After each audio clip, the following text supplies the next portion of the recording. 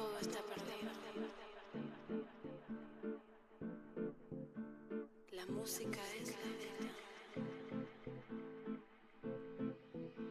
Y lo voy a lograr. Porque tengo esperanza.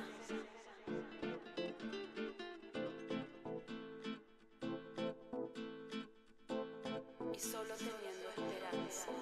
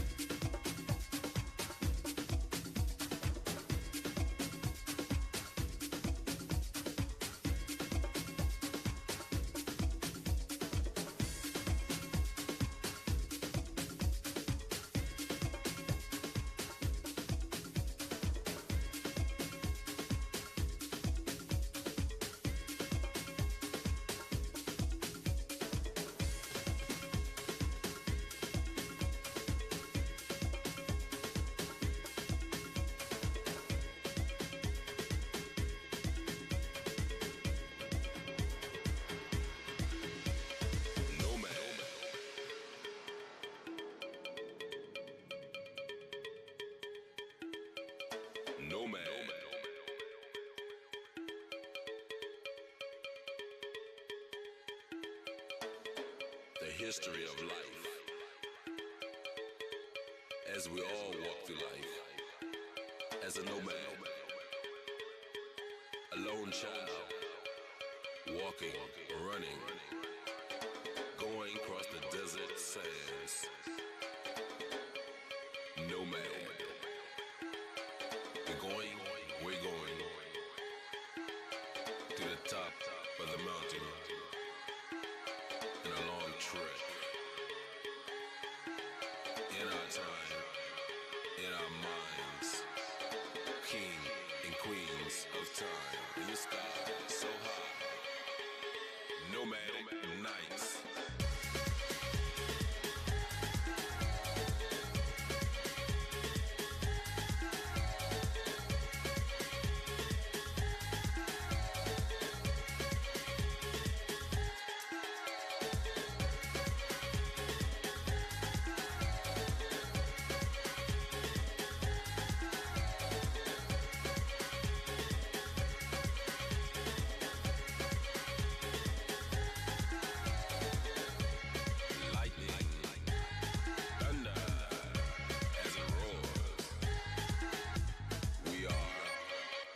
The stars, in time, nomadic nights.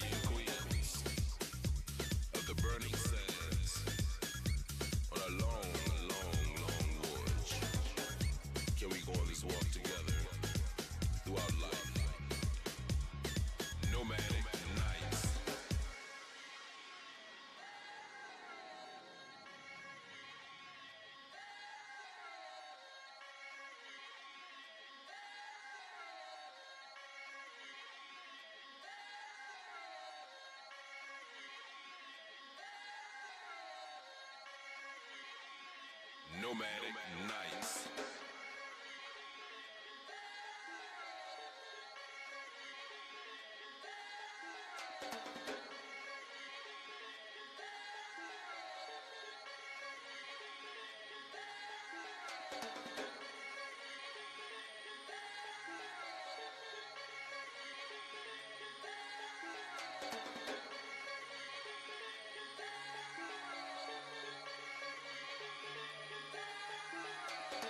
Come with me in the night, nomadic nights.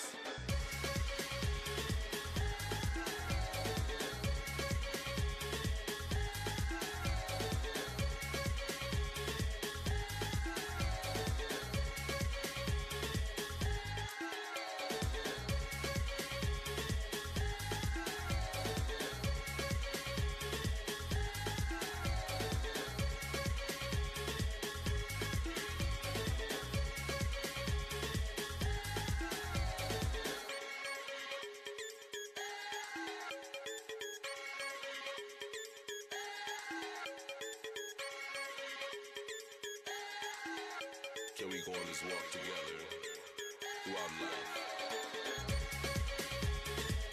Taking the mountains of Kilimanjaro, in the desert sands of Gobi,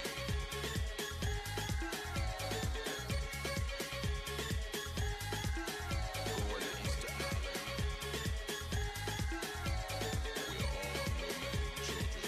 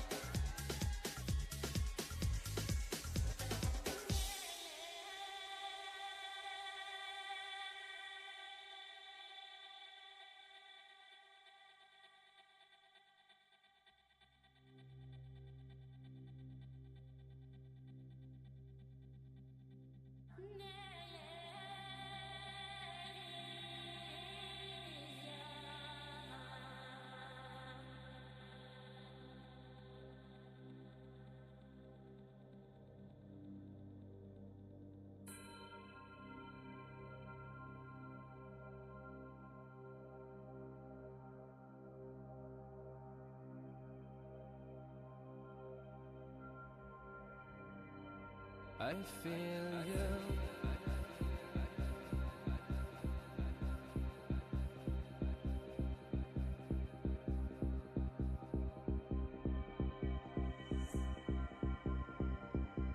I feel you in every stone, in every leaf of every tree you've ever grown.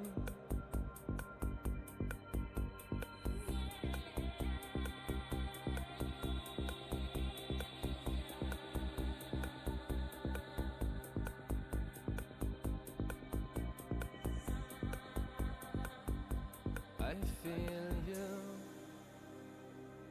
in everything,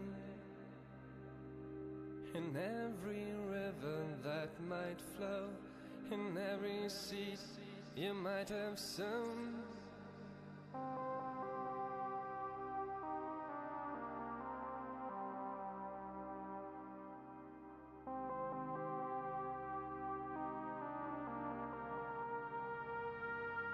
I feel you.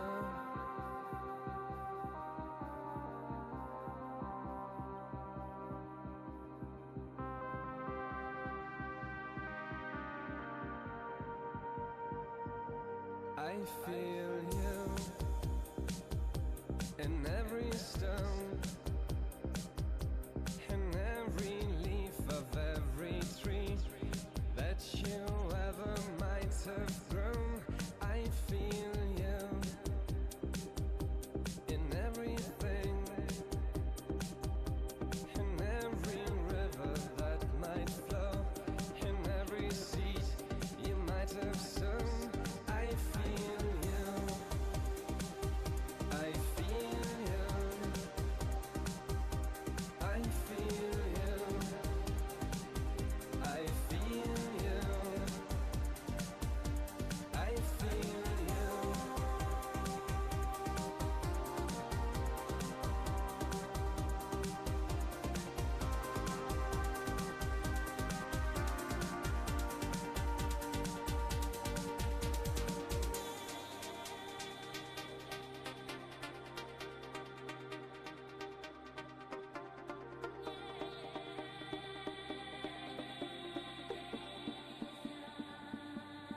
I feel you in every vein, in every beating of my heart, each breath I take. I feel you anyway, in every tear that I might shed, in every word I've never said. I feel you. I feel you. I feel you. I feel you. I feel you in every vein, in every beating of my heart, in every breath I ever take. I feel you anyway, in every tear that I might shed, in every word I've never said. I feel you. I feel you. I feel you. I feel you. I feel you.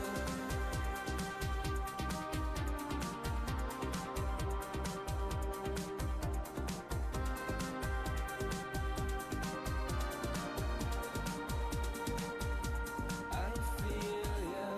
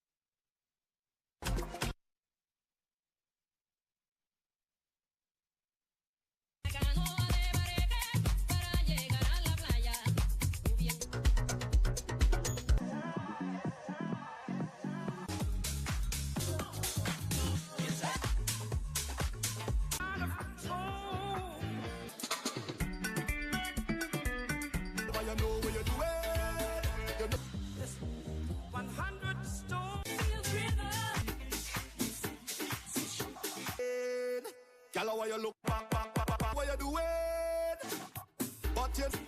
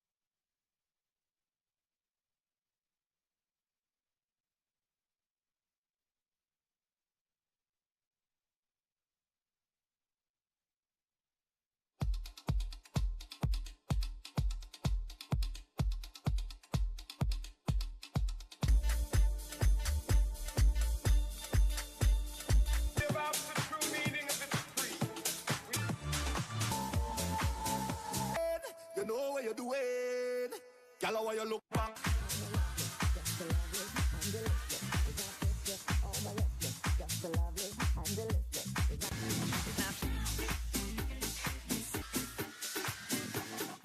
But you know what you're doing.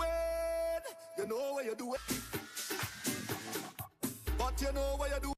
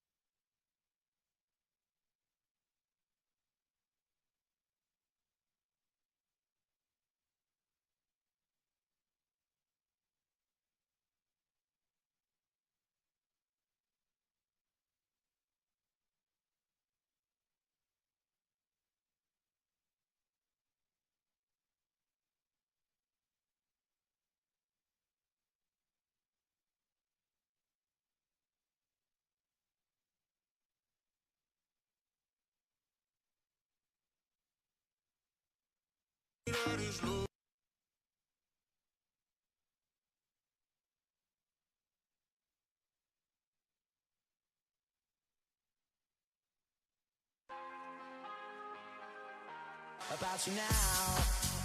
GPS them better. Hustle me, hustle me, hustle. Talk about it. I just wanna dance around it.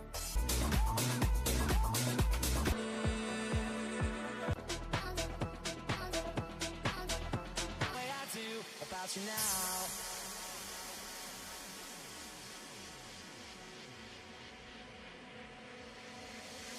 Today is gonna be the day that they're gonna throw it back to you. I don't believe that everybody feel. I don't believe that everybody. I don't believe that everybody. To me, at least we'll both be now. And show up no more, but I love it. Oh, and I'm back with another one. Yo, tell him, punk yo. And I'm back with.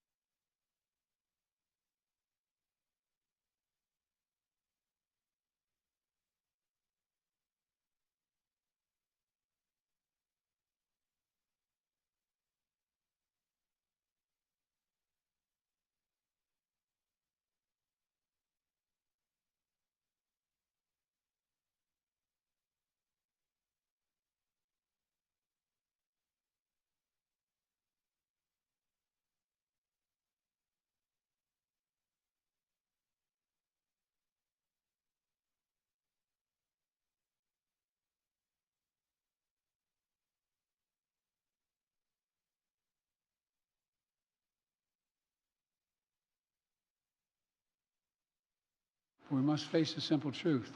To protect America as a land that welcomes immigrants, we must first secure the border and secure it now.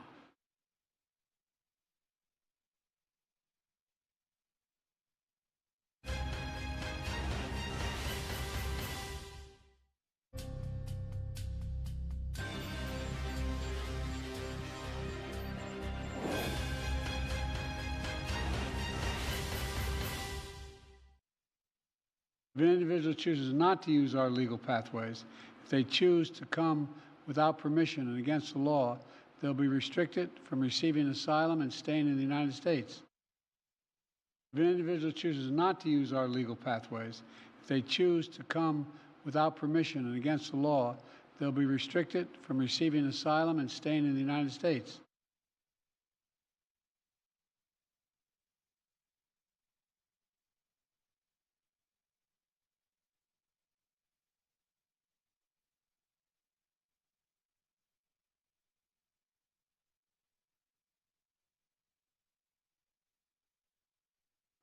Good afternoon. Bottom line, never trust a man whose uncle was eaten by cannibals. Bottom line, never trust a man whose uncle was eaten by cannibals.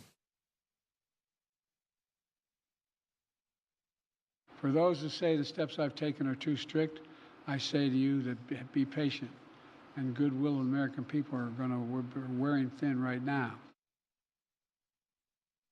There's been a 3,000% increase in the number of people on the terror watch list crossing the southern border. 3,000%.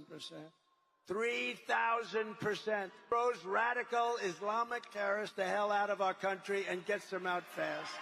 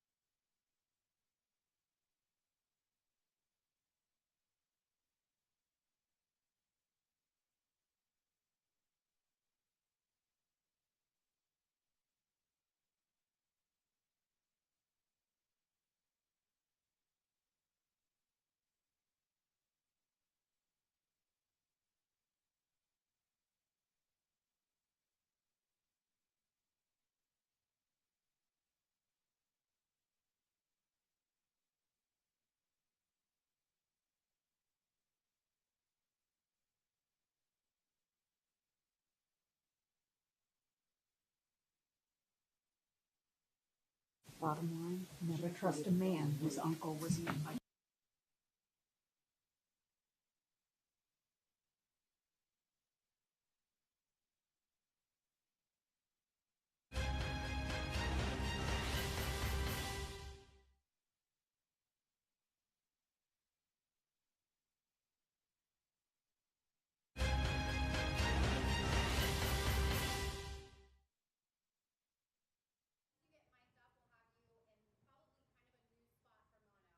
Okay, where would you like it?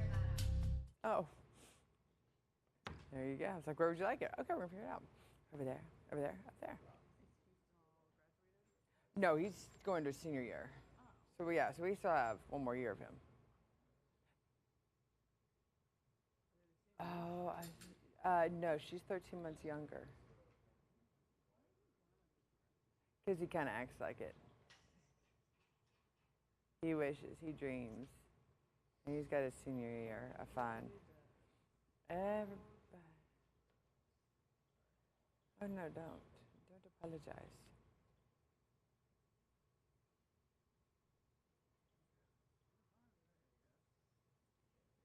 Luckily, we have sweet, sweet time.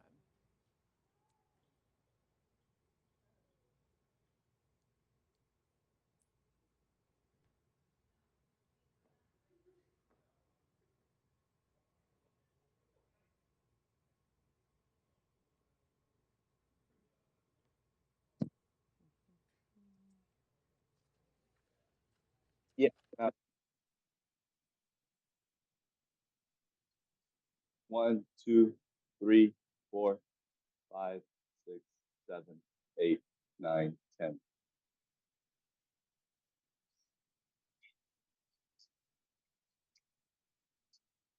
Self.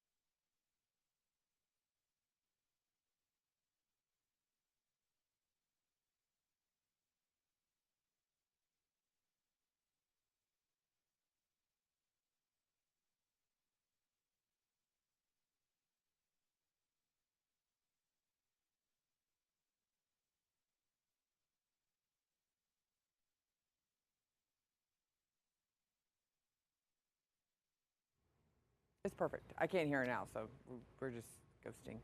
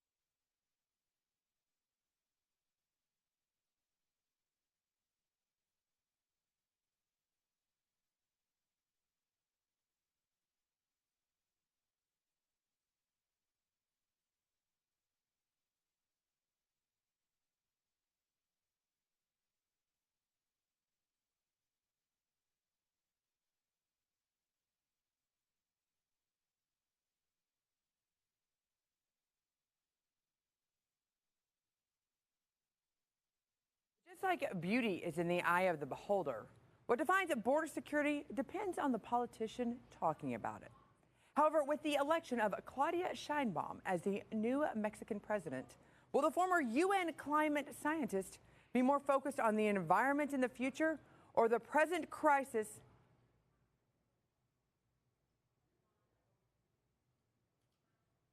No, that was the open. Oh, you want to be in the mono. Gotcha.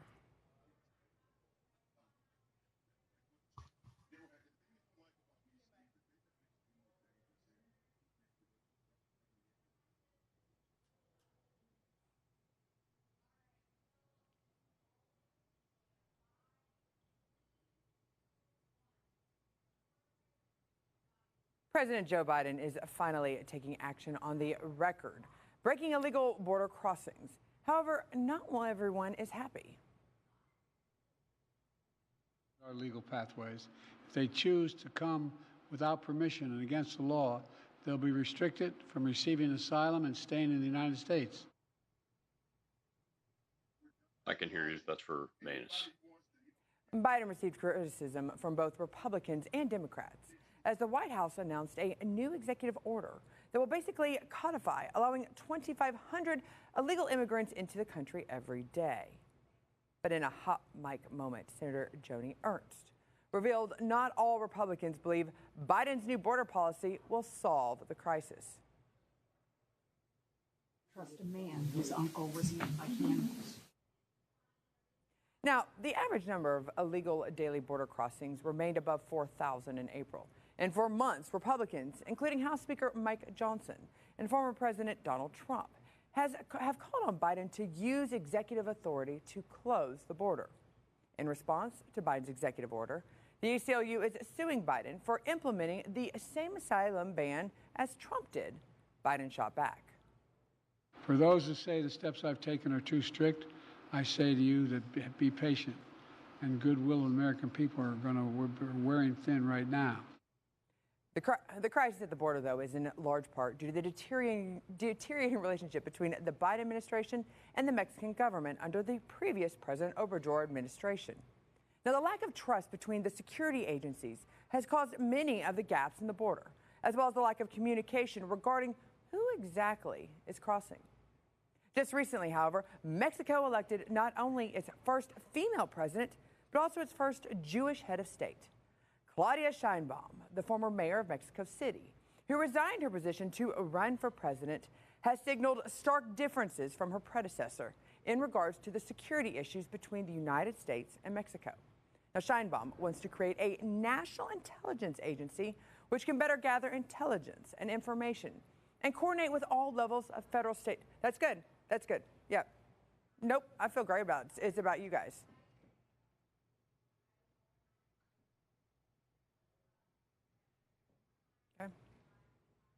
Okay.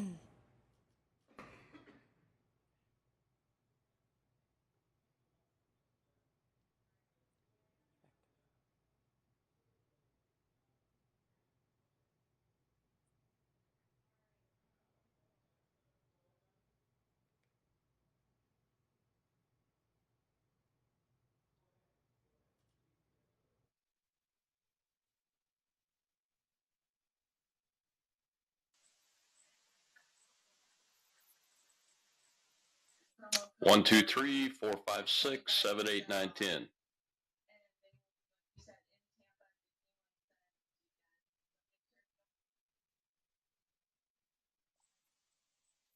One, two, three, four, five, six, 7, 8, 9, 10.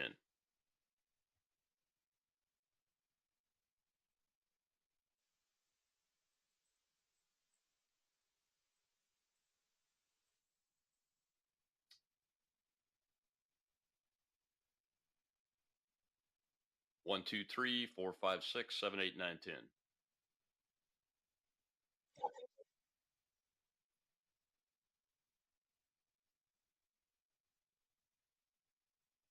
One, two, three, four, five, six, 7, 8, 9, 10.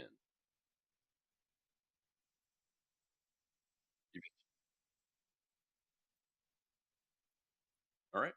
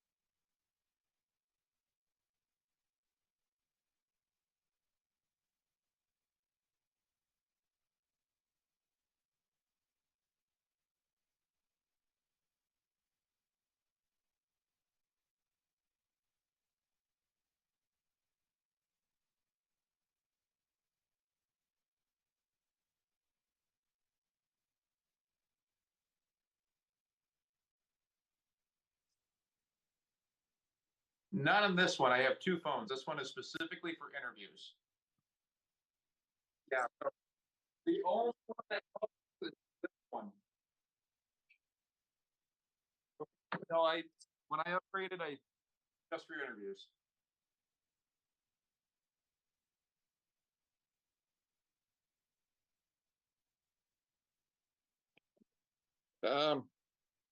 Sometimes yeah, saying up like that.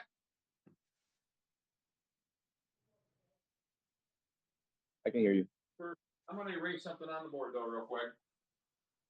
That way I don't have it on there. I would assume. No worries.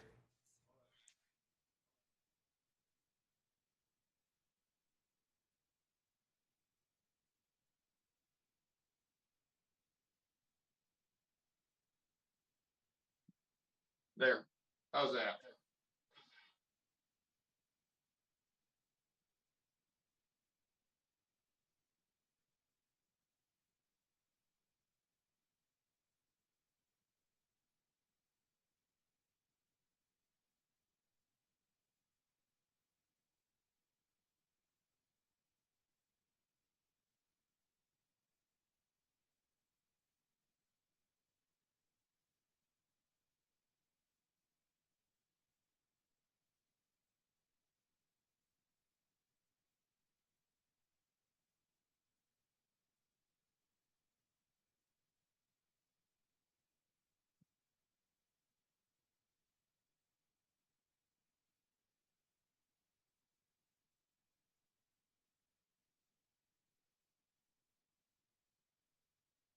Yep. Yep.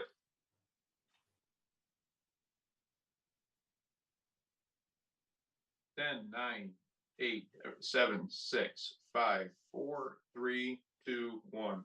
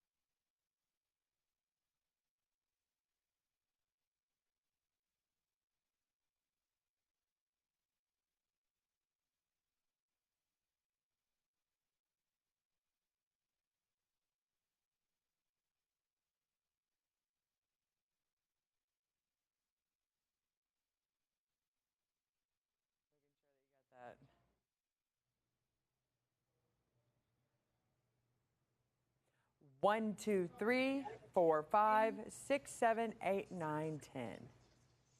I cannot see Scott. I can. Well, Yep. I hear her. can you hear? Yeah. Can you hear? Can you see? Out of sight, out of mind. Not usually good. In broadcasting, not always a good sign. I don't see you, Scotty, but I hear you loud and clear. Okay. This is Rob. Well, you know what? Hi, Rob. Well, actually, it's mutual right now. I don't see you, but I can hear you. So, but that's all that normally exists for me.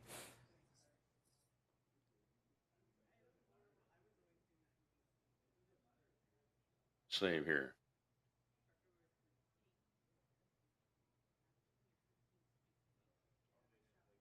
Yeah, we can.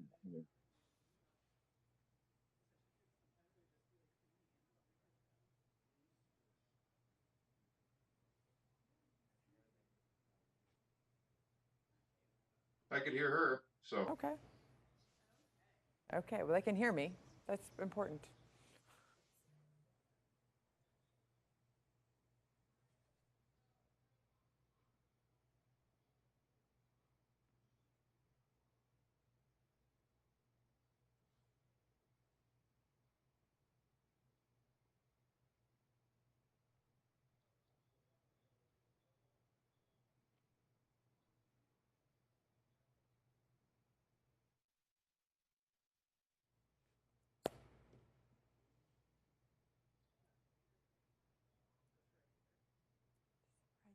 Coming towards you.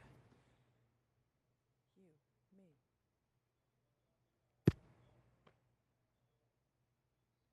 Let's go.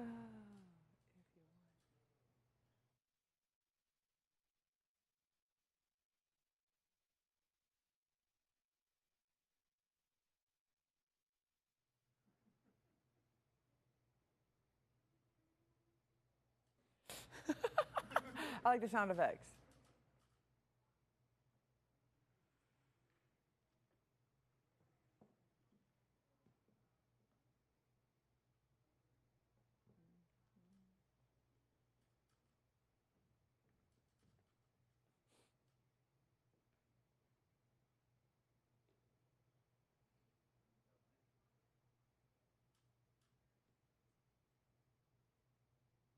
If I happen to slip and fall, promise me you will keep recording and you will make lots of money off of the video.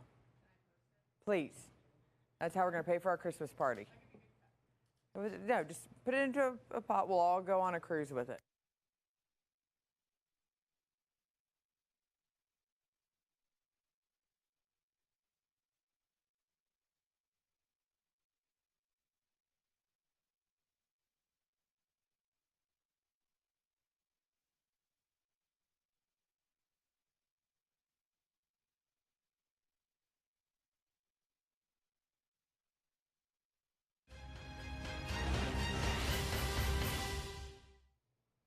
Must face a simple truth. To protect America as a land that welcomes immigrants, we must first secure the border and secure it now.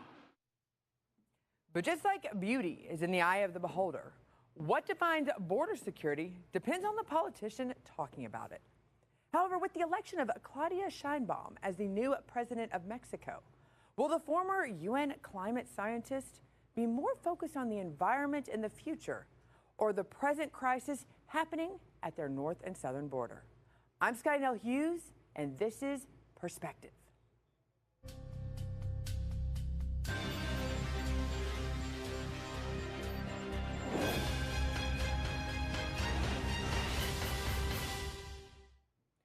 President Joe Biden is finally taking action on the record-breaking illegal border crossings. However, not everyone is happy. If an individual chooses not to use our legal pathways, if they choose to come without permission and against the law, they'll be restricted from receiving asylum and staying in the United States. Now, Biden received criticism from both Republicans and Democrats as the White House announced a new executive order that will basically codify allowing 2,500 illegal immigrants into the country every day.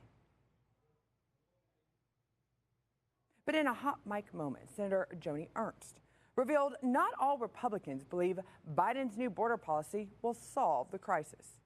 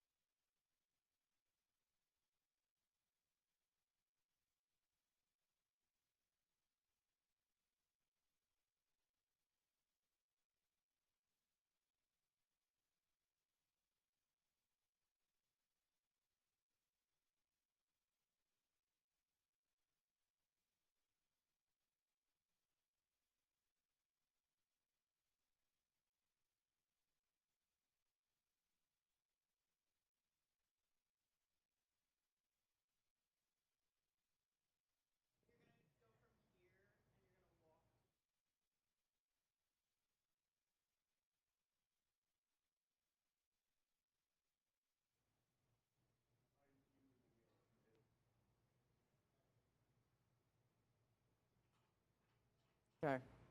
Let's, oh, with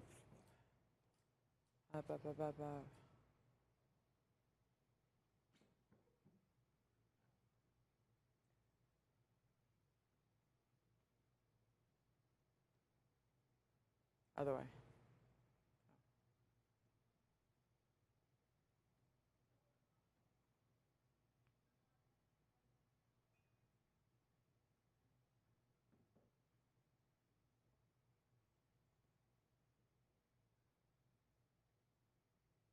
Yeah. Will this new president and her administration? She's gone too far.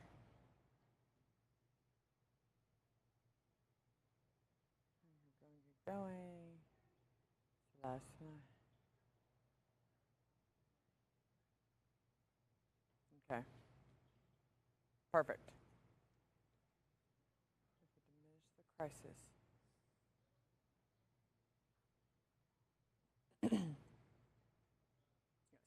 So I'm asking the full question on one, though.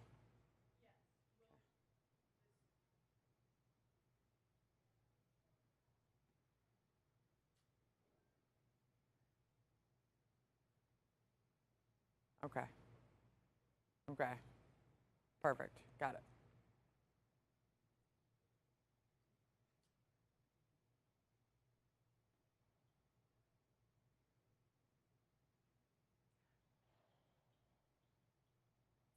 Will this new president and her administration enact policies which will diminish the crisis at the southern border?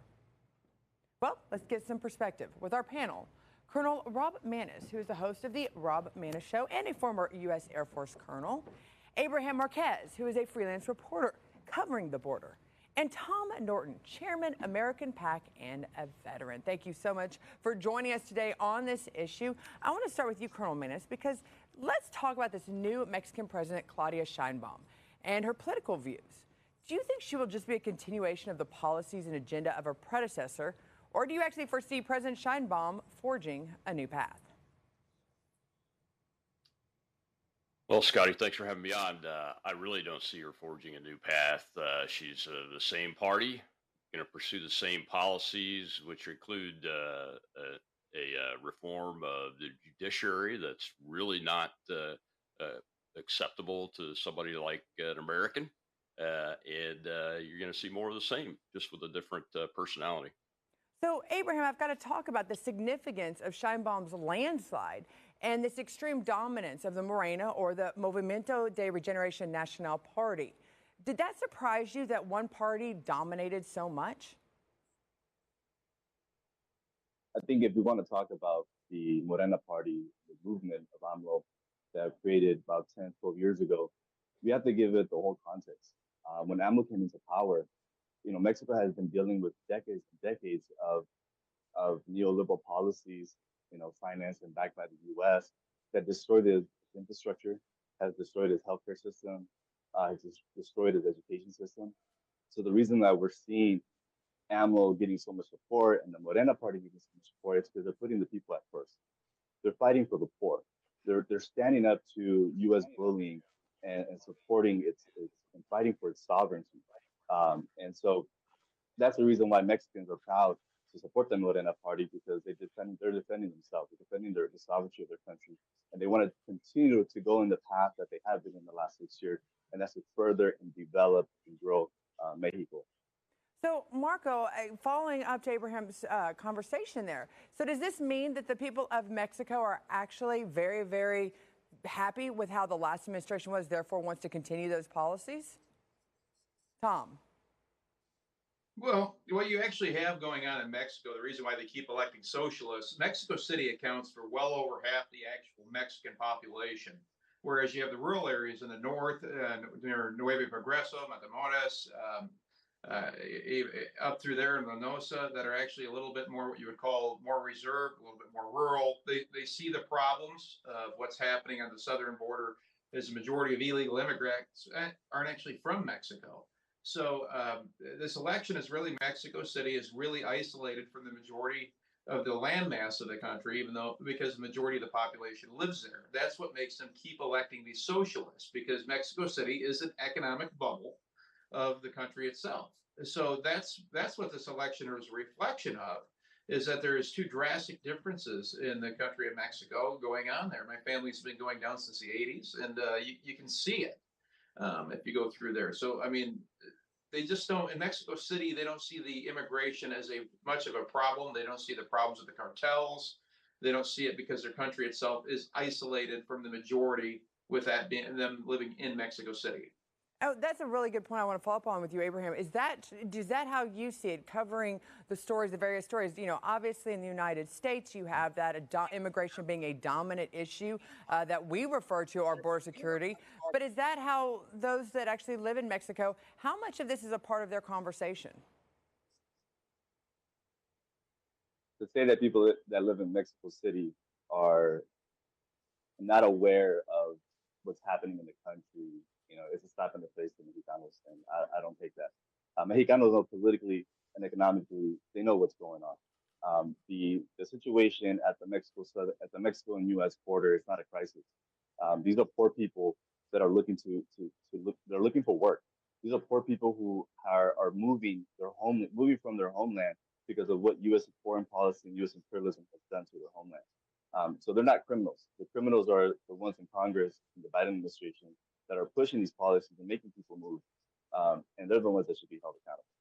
Now, it's interesting, Abraham, you bring that up. I want to bring Colonel Manis in on that question and follow up on that, because partly I do agree with you. I do agree that the U.S. does reserve some responsibility for some of the chaos that is happening in these South American countries that are causing them to want to leave. However, Mexico currently is also having to deal, obviously, with this mass immigration, and they're staying there.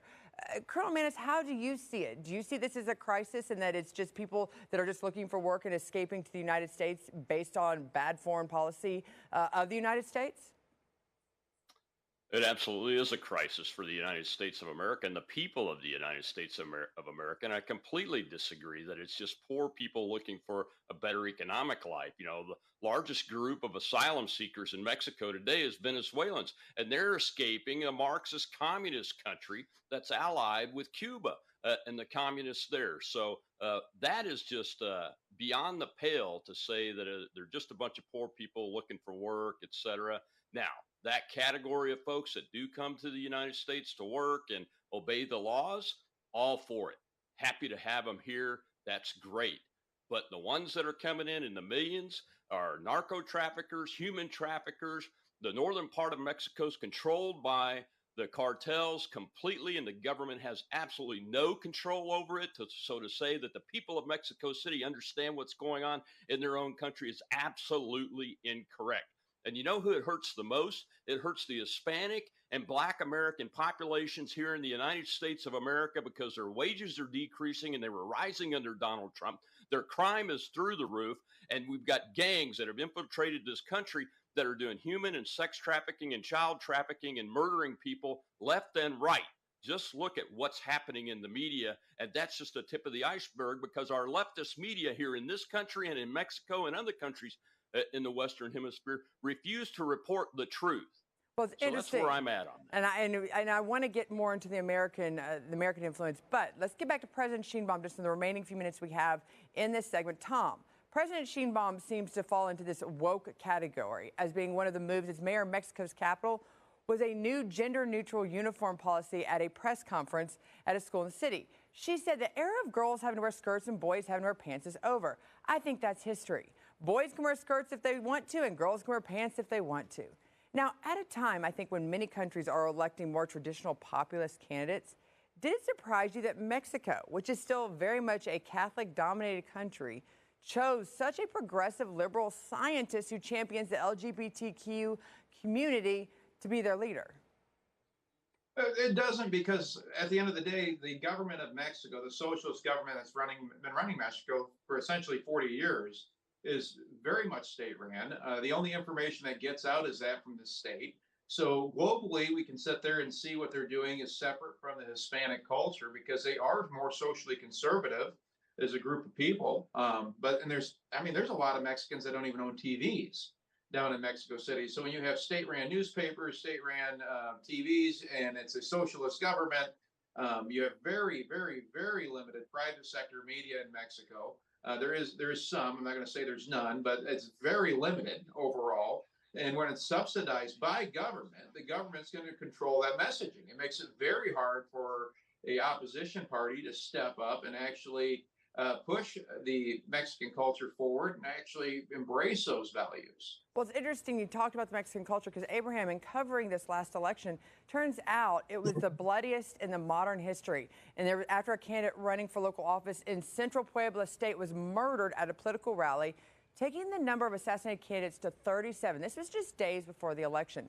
There was also 828 non-lethal attacks on candidates during that current election season.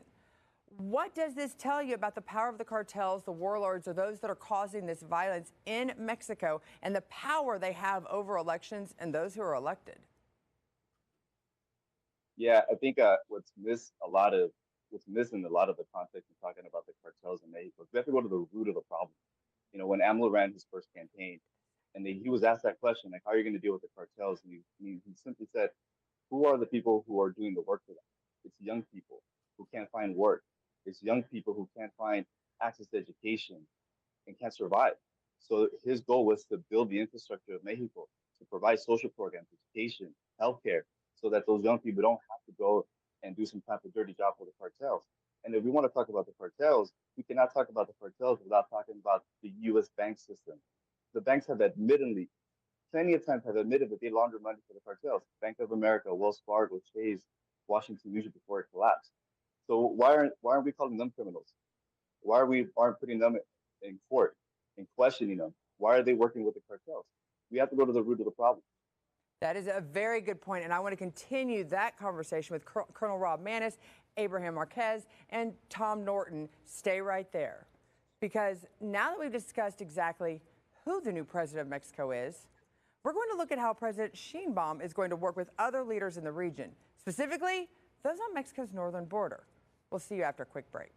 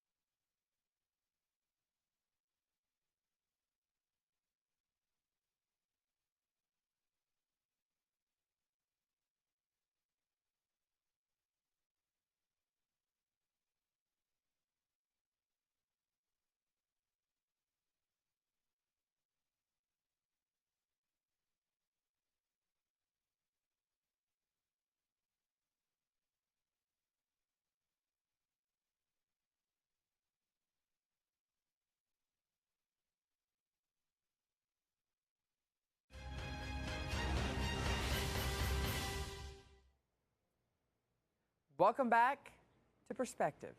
I'm your host, Sky Nell Hughes. We're discussing the newly elected president of Mexico, Claudia Sheinbaum, and what her impact will be on Mexico. So in the previous segment, but now I want to look at what President Sheinbaum's effect might be outside of Mexico's borders.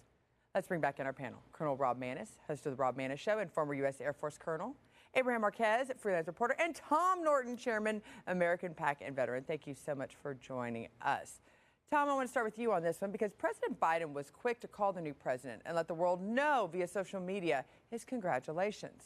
However, how much will the Sheinbaum administration work with the Biden administration, knowing there's just a few months until the U.S. election, which could see a whole different path regarding the southern border of America?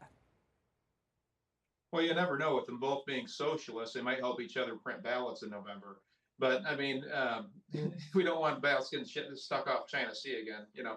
But anyway, you'll probably see her try to push very quickly to help him to a degree. They may attempt to slow down the illegal immigration in the United States to make him look good, hoping Americans have a short-term memory from a gentleman that stated he was going to reverse immigration policies of President Trump that worked extremely well on stemming illegal immigration. And so I think over the next few months, they might go on a rapid response to a degree to try to restrict that immigration as much as possible, make Joe Biden look pretty decent. That's probably the direction that I could see them going in there. Again, it being a socialist government down there, they have been known to do that in the past. They did that with past presidents. So I wouldn't be surprised if that was the direction that they went, considering we're in election season. Well, it's interesting because obviously elections do change some sorts of things. But I want to go to you, Abraham, on this because Mexico is the second largest oil producer in Latin America behind Brazil. Now, President Sheinbaum's background is an environmental scientist who in her first term, she actually as mayor of Mexico City, made it a priority to start installing solar panels on top of the major market. So do you see this new president's policies might harm the oil and gas industry, thus impacting the economy of Mexico? It's funny because no one criticized the previous Mexican government when they privatized their natural oil to U.S. corporations. But now that they nationalize it and they're holding the means of production to develop their country, you know, they're demonized. And that's typical. It's not the first time that Mexico stands up and defends itself and votes for a progressive candidate. They were the first country to elect a black president, Vicente Guerrero, in 1865. And now they're the first country, the first time they elected a woman. And Mexico being a predominantly Catholic country and still battles with the machismo, you know, I feel very proud that my people stood up and voted for a woman who is a Jew, who is culturally Jewish. And so what I see her doing in the future is going to be continuing to progress and develop Mexico so that people can have a dignified life. People can actually stay in their country and be proud and be happy. And yet in the Western media, she's being demonized for that. Well, and I see what you're saying about, you know, obviously giving Mexico the credit they deserve for breaking down some of those we consider to be glass ceilings, but dealing with we can talk about the first of everything, but it's also how they rule and what they do. So when you're looking at the economy with so much of it already, if they are trying to build it off of Obrador's administration, build it back again, this is an environmentalist. She does not like oil and gas. And yet that is where a large source of the growing economy of Mexico is coming from. Do you feel like she potentially could put her activist side and might actually hurt the economy? Abraham. I think she's gonna continue what they're doing now, which is nationalize and leave it into the hands of the state, so that they can use that wealth and the money that comes in and to continue to develop Mexico, and it doesn't go into some private contractors or some private company in the U.S. That's actually to be very reassuring to hear, because that's exactly what needs to happen. Obviously, the natural resources of Mexico are very valuable, and I think that I would hate to see that pushed aside for environmental reasons when the economy does need to grow. But I want to go to you, Colonel Maness, because during former President Donald Trump's presidential term, let's go back to these crossings, because there was 1.7 million who crossed over from Mexico into the United States. Under the Biden administration, Border Patrol estimates between 10 to 13 million crossing the border. That's the ones we know about. President Sheinbaum actually would like the United States. This was a program started under Obrador. It was small, but she actually wants to increase it, saying the U.S. should give more money in aid and resources to the Mexican government to make life more enticing for migrants to stay there, therefore making them want to stay in Mexico rather than continue their journey up north. Is that a good idea for the United States to budget for? That's a terrible idea. We're $36 trillion in debt already. But we give everybody aid.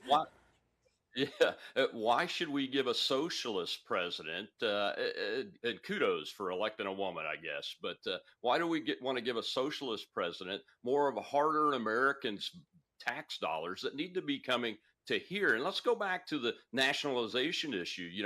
The closest model of nationalization in oil and gas is Venezuela to Mexico. So now they've elected an extreme socialist president, and they're going to continue with this nationalization effort. Well, you can see where that's going to go. The wealth of the oil and gas industry is not going to go to the people of Mexico, just like what's happening in Venezuela. It's going to be destroyed, and she's going to love it because, as you pointed out, rightly so, she's a drastic environmentalist and is all in on the green movement. So she'll just keep going and letting things go, and that's going to be totally destroyed. And another good reason why the United States shouldn't give them a dime to that and should re-implement the policies that President Trump had in place, so they have the National Guard on that border to stop the flow of people coming into this country, because it's not poor people.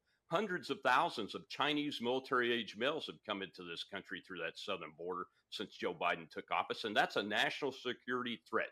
We just arrested 8 Tajik ISIS terrorists inside the United States at key target areas like Fort Bragg, or whatever you call it on the left now, Liberty, North Carolina, where our special operations forces are. We've had military installation gate intrusion attempts left and right.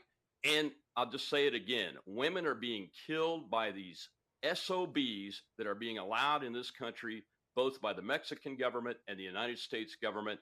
And it's despicable that it's happening, and it needs to stop now. Well, Colonel Manus brings up this national security concern.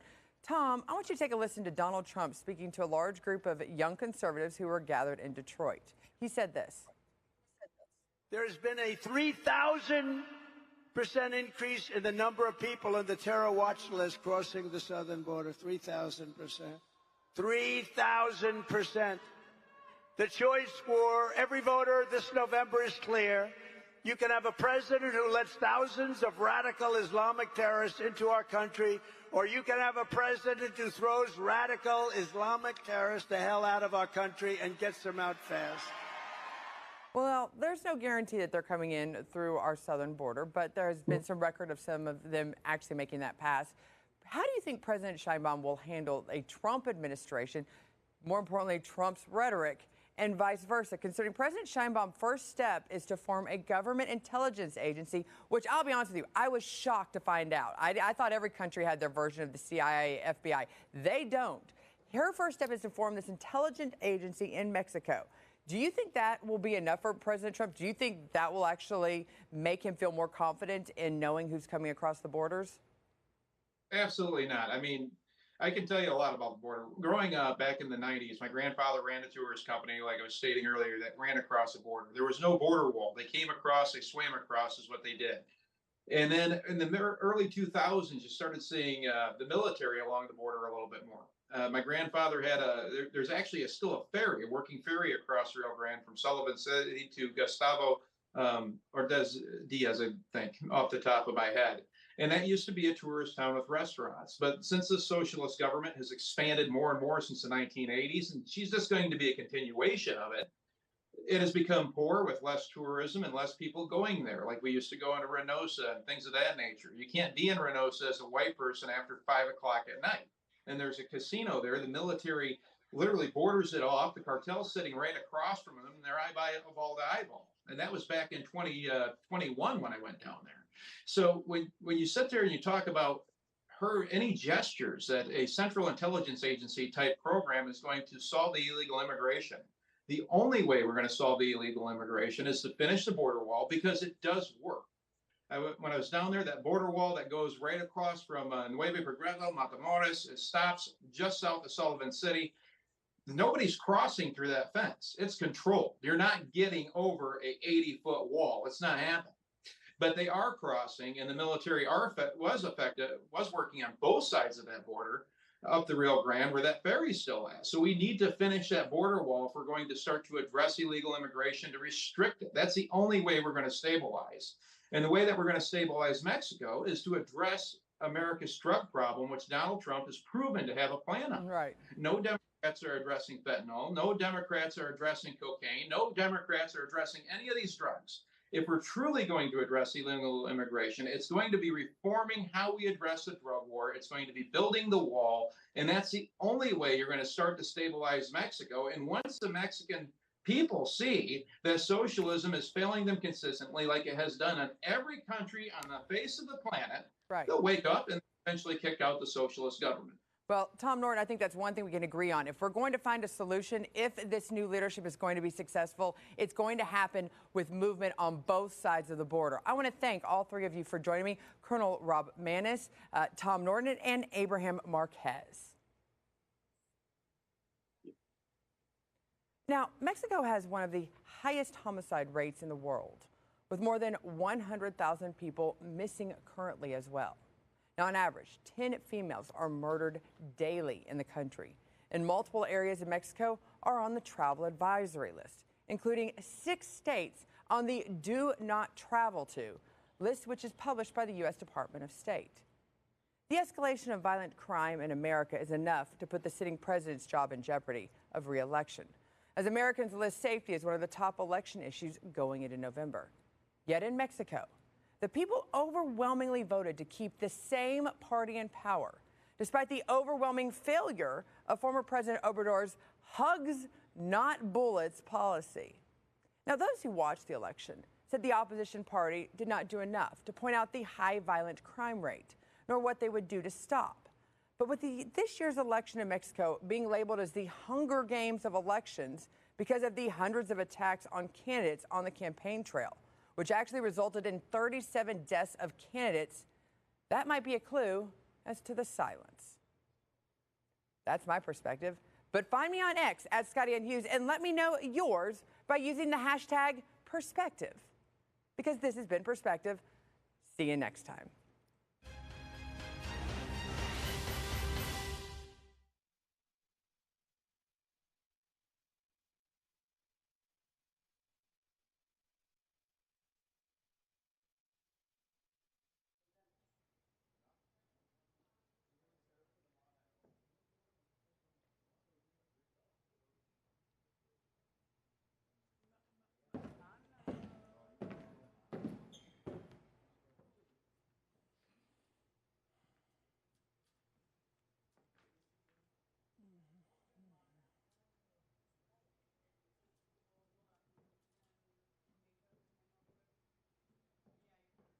Oh.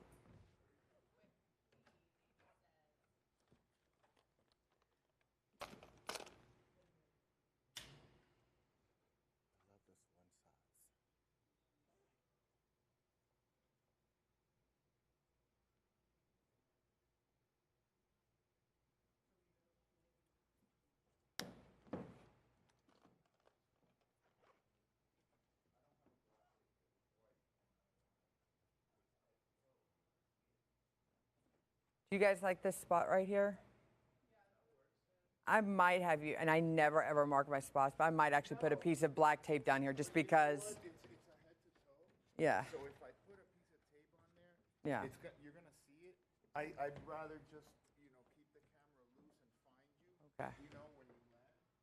There was just nobody on this. Right. Okay. Well, I just don't want to be a trouble to you guys.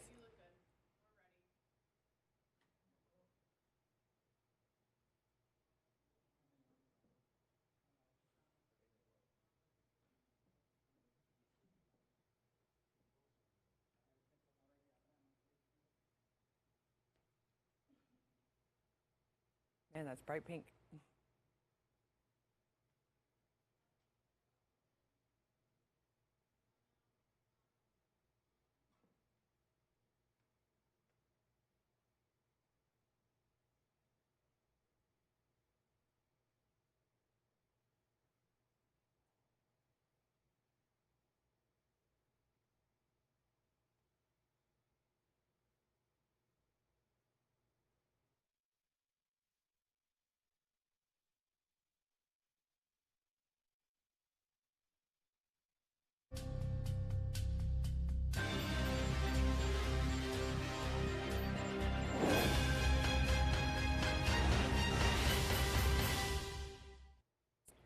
President Joe Biden is finally taking action on the record-breaking illegal border crossings.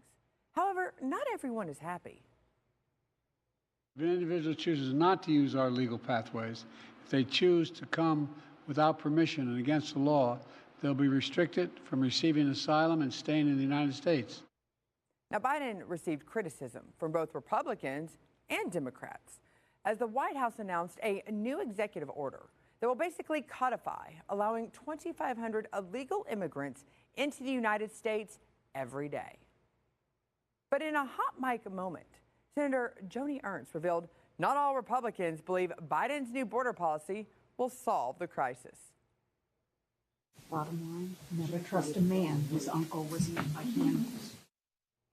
Well, the average number of illegal daily border crossings remained above 4,000 in April. And for months, Republicans, including House Speaker Mike Johnson and former President Donald Trump, had called on Biden to use executive authority to close the border.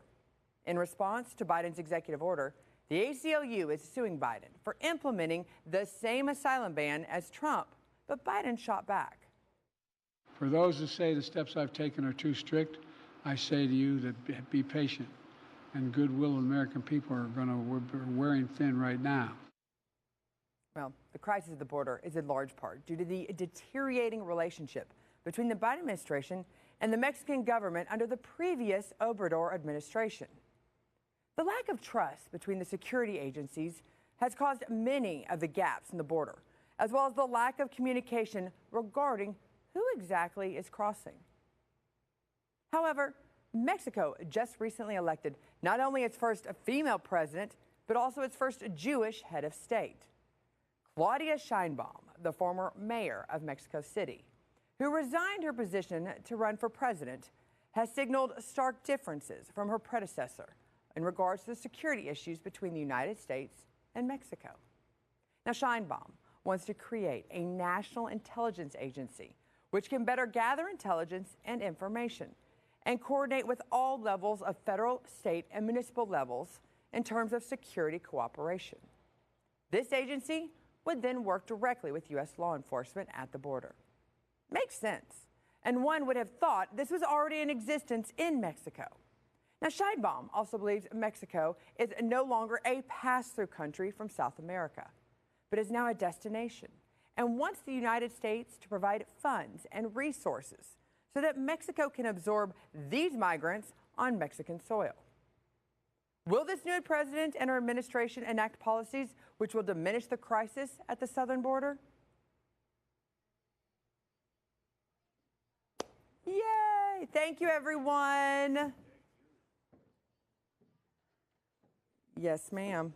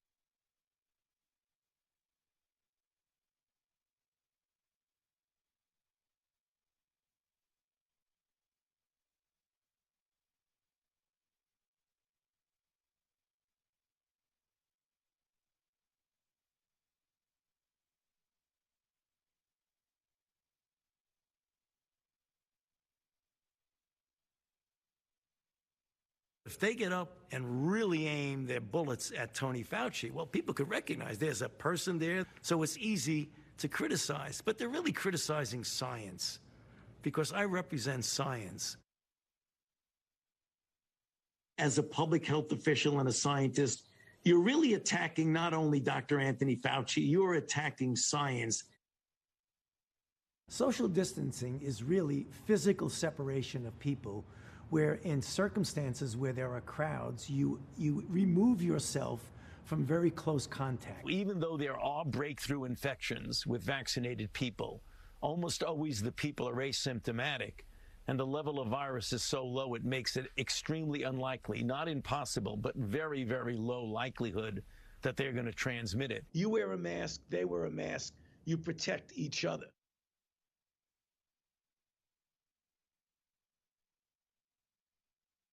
Once people feel empowered and protected legally, you are going to have schools, universities, and colleges are going to say, you want to come to this college, buddy? You're going to get vaccinated. Lady, you're going to get vaccinated. Yeah. Big corporations like Amazon and Facebook and all of those others are going to say, you want to work for us, you get vaccinated. And it's been proven that when you make it difficult for people in their lives, they lose their ideological bullshit and they get vaccinated.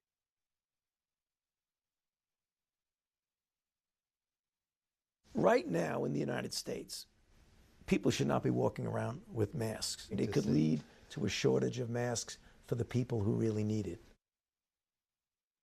Keep the distance physically and wear a mask. So although there appear to be some contradiction of you were saying this then and why you're saying this now, actually the circumstances have changed.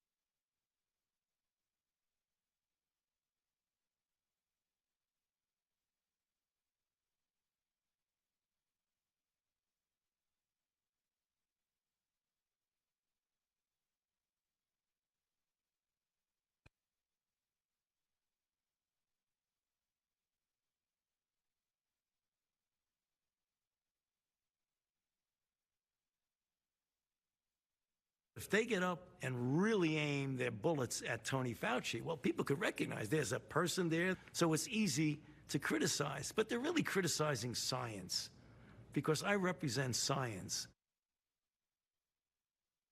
As a public health official and a scientist, you're really attacking not only Dr. Anthony Fauci, you're attacking science.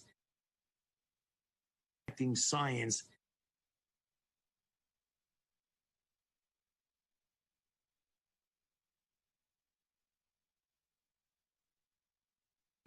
Social distancing is really unlikely, not impossible, but very, very low likelihood that they're going to transmit it. You wear a mask, they wear a mask, you protect each other.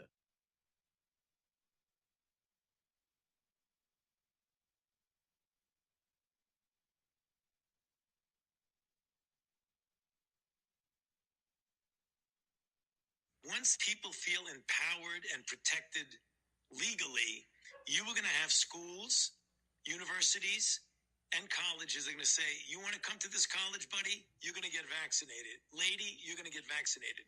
Yeah. Big corporations like Amazon and Facebook and all of those others are going to say, you want to work for us, you get vaccinated. And it's been proven vaccinated. Ideological bullshit. And they get vaccinated.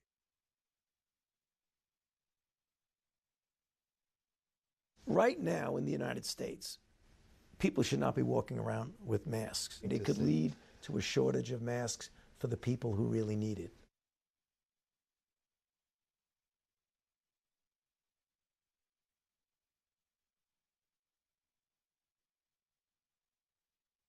Keep the distance physically and wear a mask. So although there appeared to be some contradiction of you were saying this then and why are you saying this now, actually the circumstances have changed.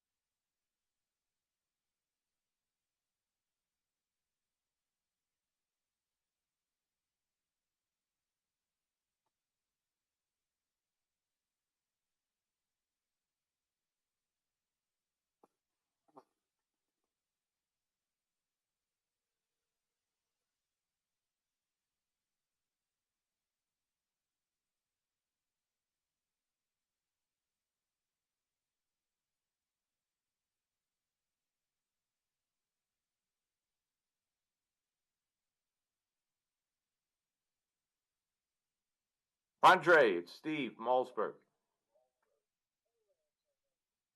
I'm good. Do you see me? Because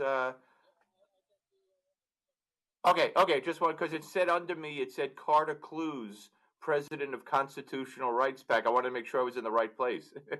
Okay, okay, bye.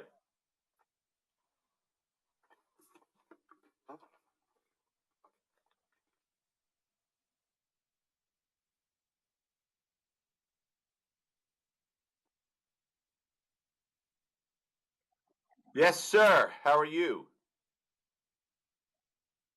I'm good. I'm good.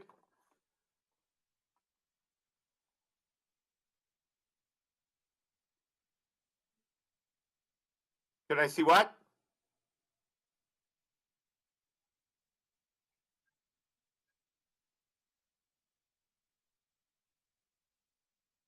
I only see myself, and across the whole screen, it's like a lower third for Carter Clues,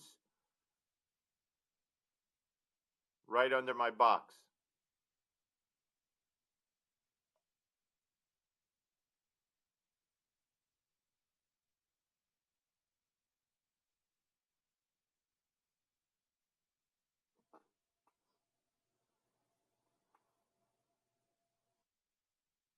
Okie dokie. Black screen. I see myself in the little box in the top left, but otherwise just black. The Carter Clues is gone.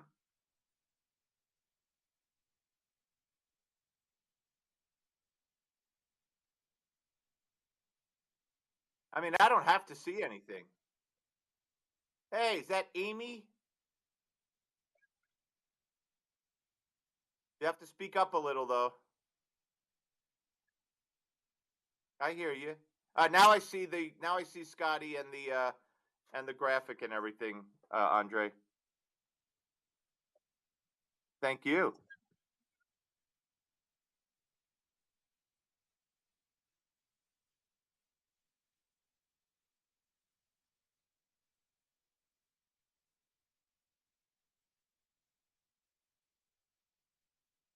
Okay, yeah. Did you saw the email I sent you last night?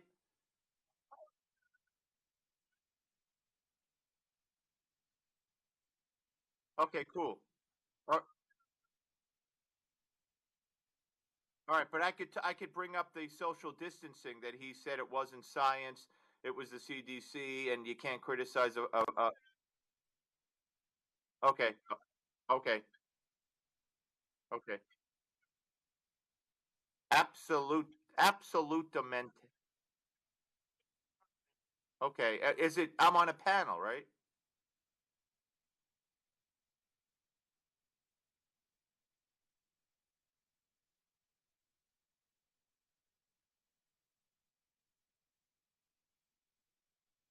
Hello, I can hear you. How you doing? I'm well. I'm well, thank you. It's good to be here. Thanks so much.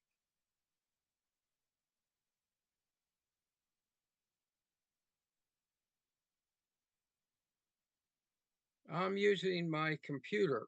I tried, what'd you say?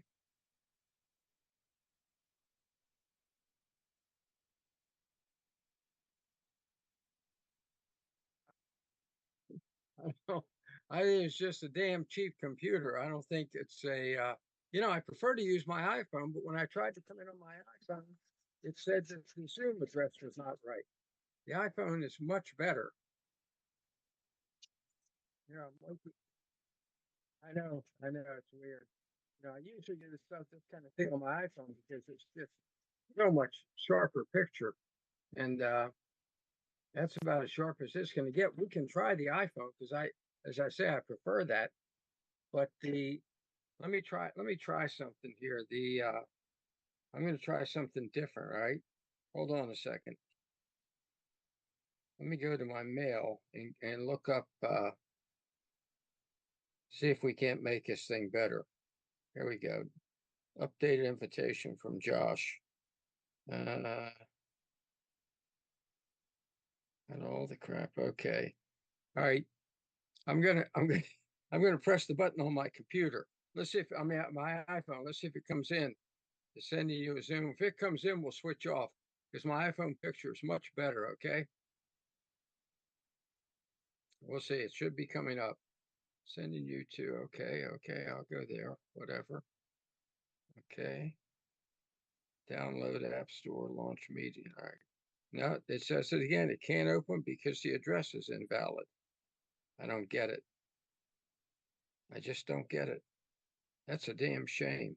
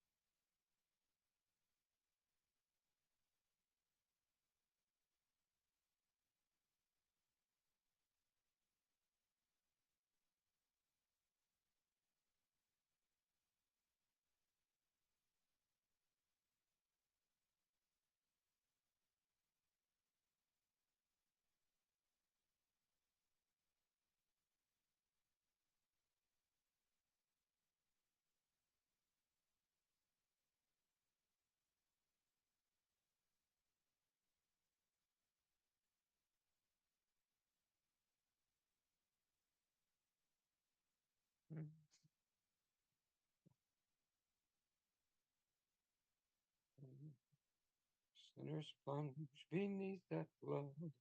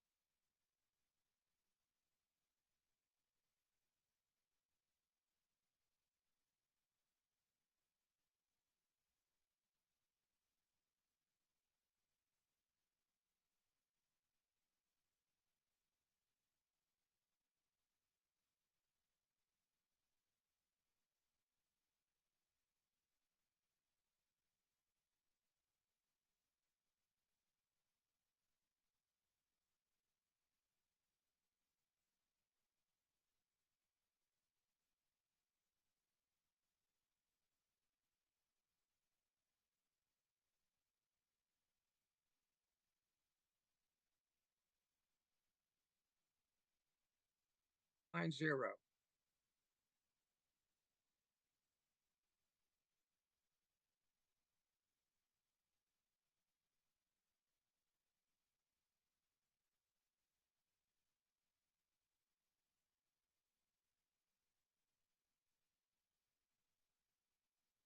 One 90.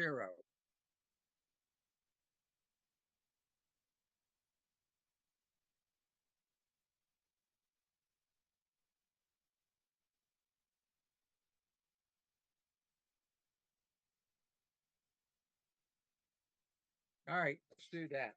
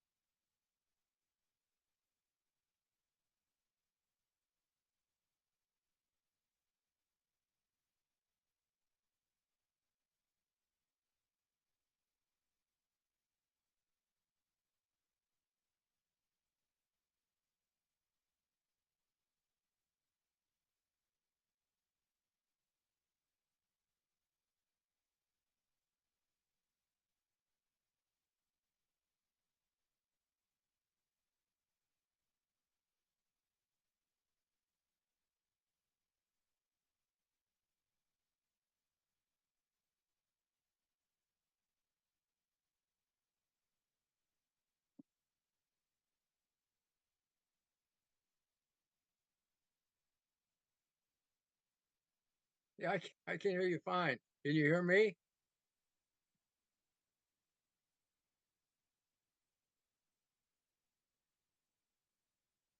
From 10, 9, 8, 7, 6, 5, 4, 3, 2, 1. Thank you.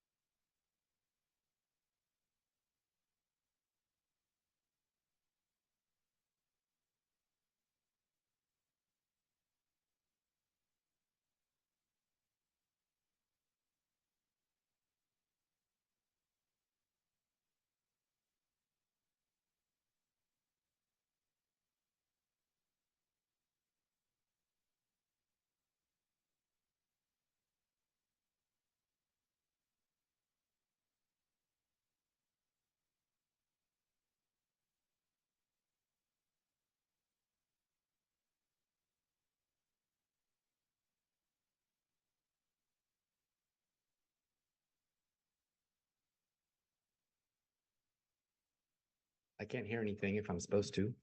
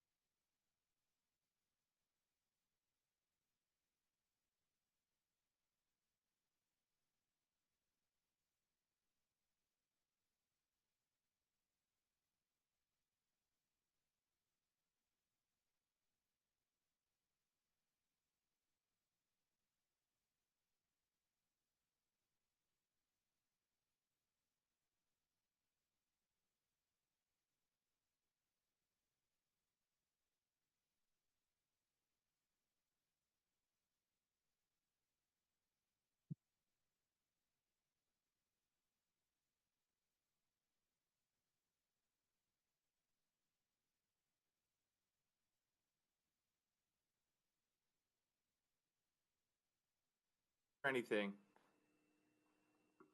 Join. Okay. Oh, Hi. should I be hearing Scotty? I heard that.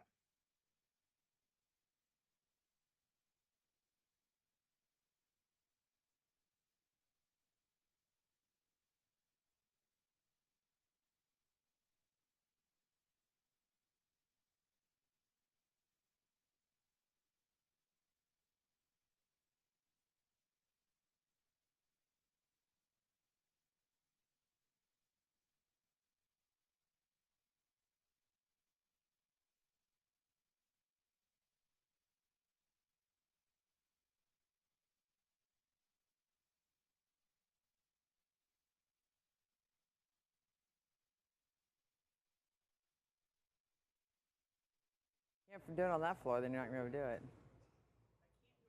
That floor right there, because that's so slick, you should be able to.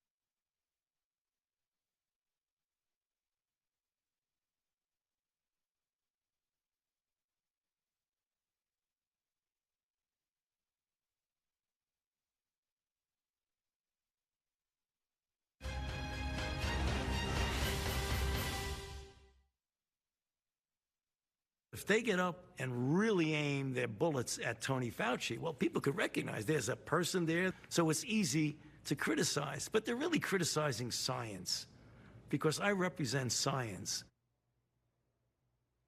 From the origin to the restrictions and rules placed as a result, and ultimately to the treatment. There are more falsehoods than truth regarding everything involved with the COVID-19 global pandemic.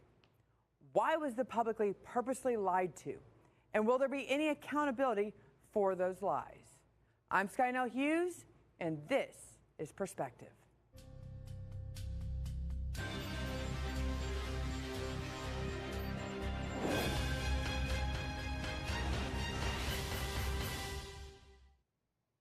On March 11th, 2020, shortly after 12 p.m., the World Health Organization declared the coronavirus a global pandemic.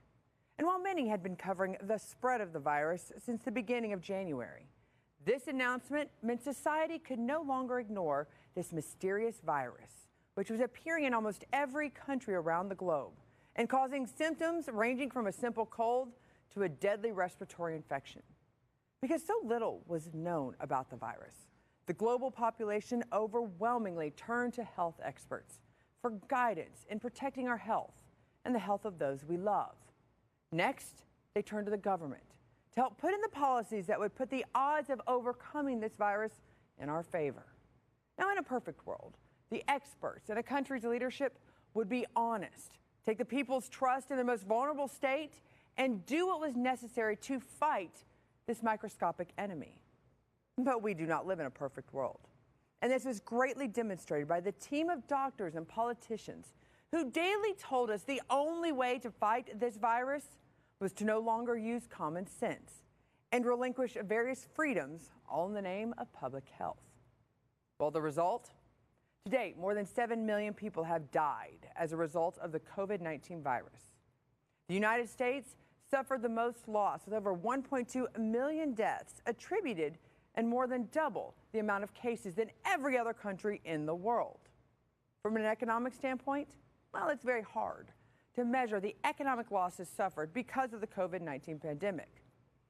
In America alone, the toll it took on the national gross domestic product is double the Great Recession of 2007 to 2009, and 20 times the economic devastation following 9/11.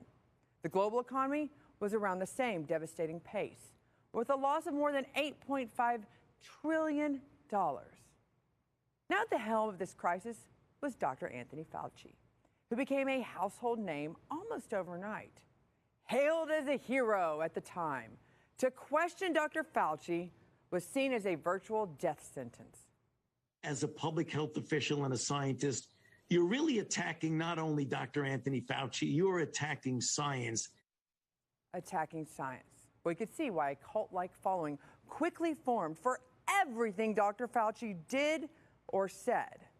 Social distancing is really physical separation of people, where in circumstances where there are crowds, you remove yourself from very close contact. Even though there are breakthrough infections with vaccinated people, almost always the people are asymptomatic, and the level of virus is so low it makes it extremely unlikely, not impossible, but very, very low likelihood that they're going to transmit it. You wear a mask, they wear a mask, you protect each other. Well, except years later, leaked audio tapes played during a House Oversight and Accountability Subcommittee on the coronavirus pandemic revealed Dr. Fauci's real opinion.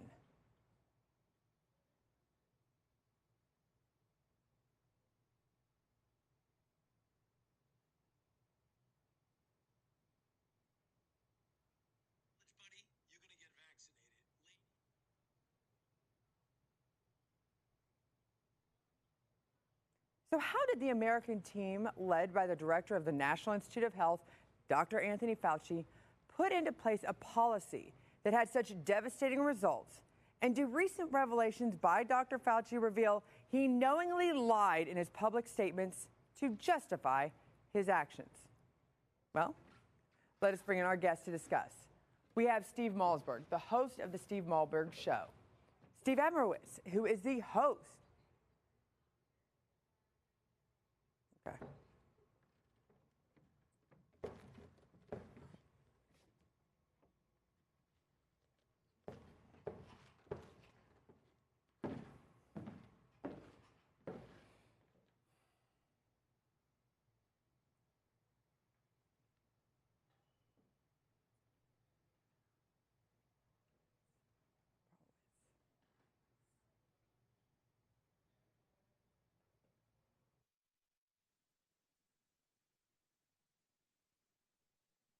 Yes, Jose. Abramowitz is how my name is pronounced.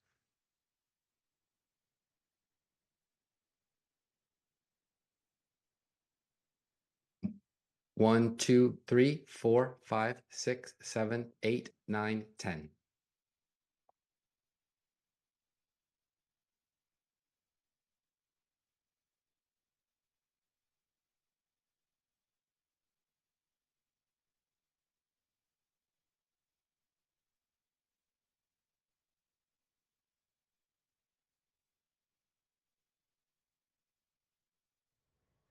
Hi, hello, Steve, and Carter. Thank you so much for joining me. Hey, How you Scotty. doing? Good to see you. Good. Thank you for having me. Good to see you. Abramowitz, thank you so much for saying that. I was going to, I'm sure you get it butchered all the time. I butchered it probably the last time you were on the show, so I was very happy to hear it's Abramowitz. Thank you. Perfect. Malzberg, I got you covered. Clues. Can't get any better. This That's could be easy. You get the gold star for easy on this group. But thank you so much. Great right. Sorry about conversation. We should get started here shortly. Okay, you guys have.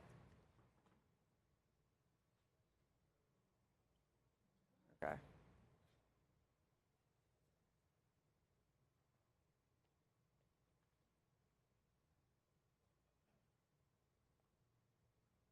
I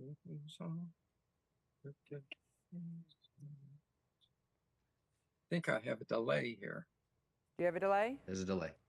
Yeah, when I move, like, see when I Yeah. talk, usually my lips and words come out at the same time.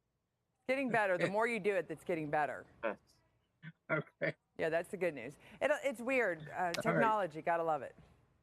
Gotta Never love it. watch All right. yourself anyway. Okay, that's fine. Yep. Hey, it looks really good from the control room standpoint. Everything's matching up, so you're good. All righty.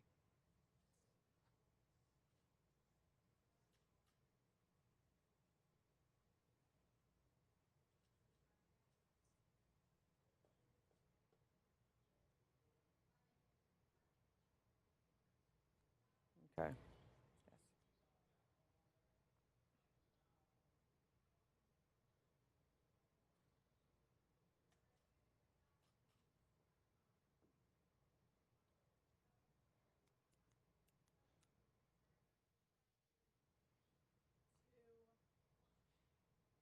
Let us bring in our guests to discuss. We have Steve Malzberg, host of the Steve Malzberg Show, and Steve Abramowitz, who is the host of the Heartland Journal, and Carter Clues, president of the Constitutional Rights PAC. Thank you so much for joining me on this.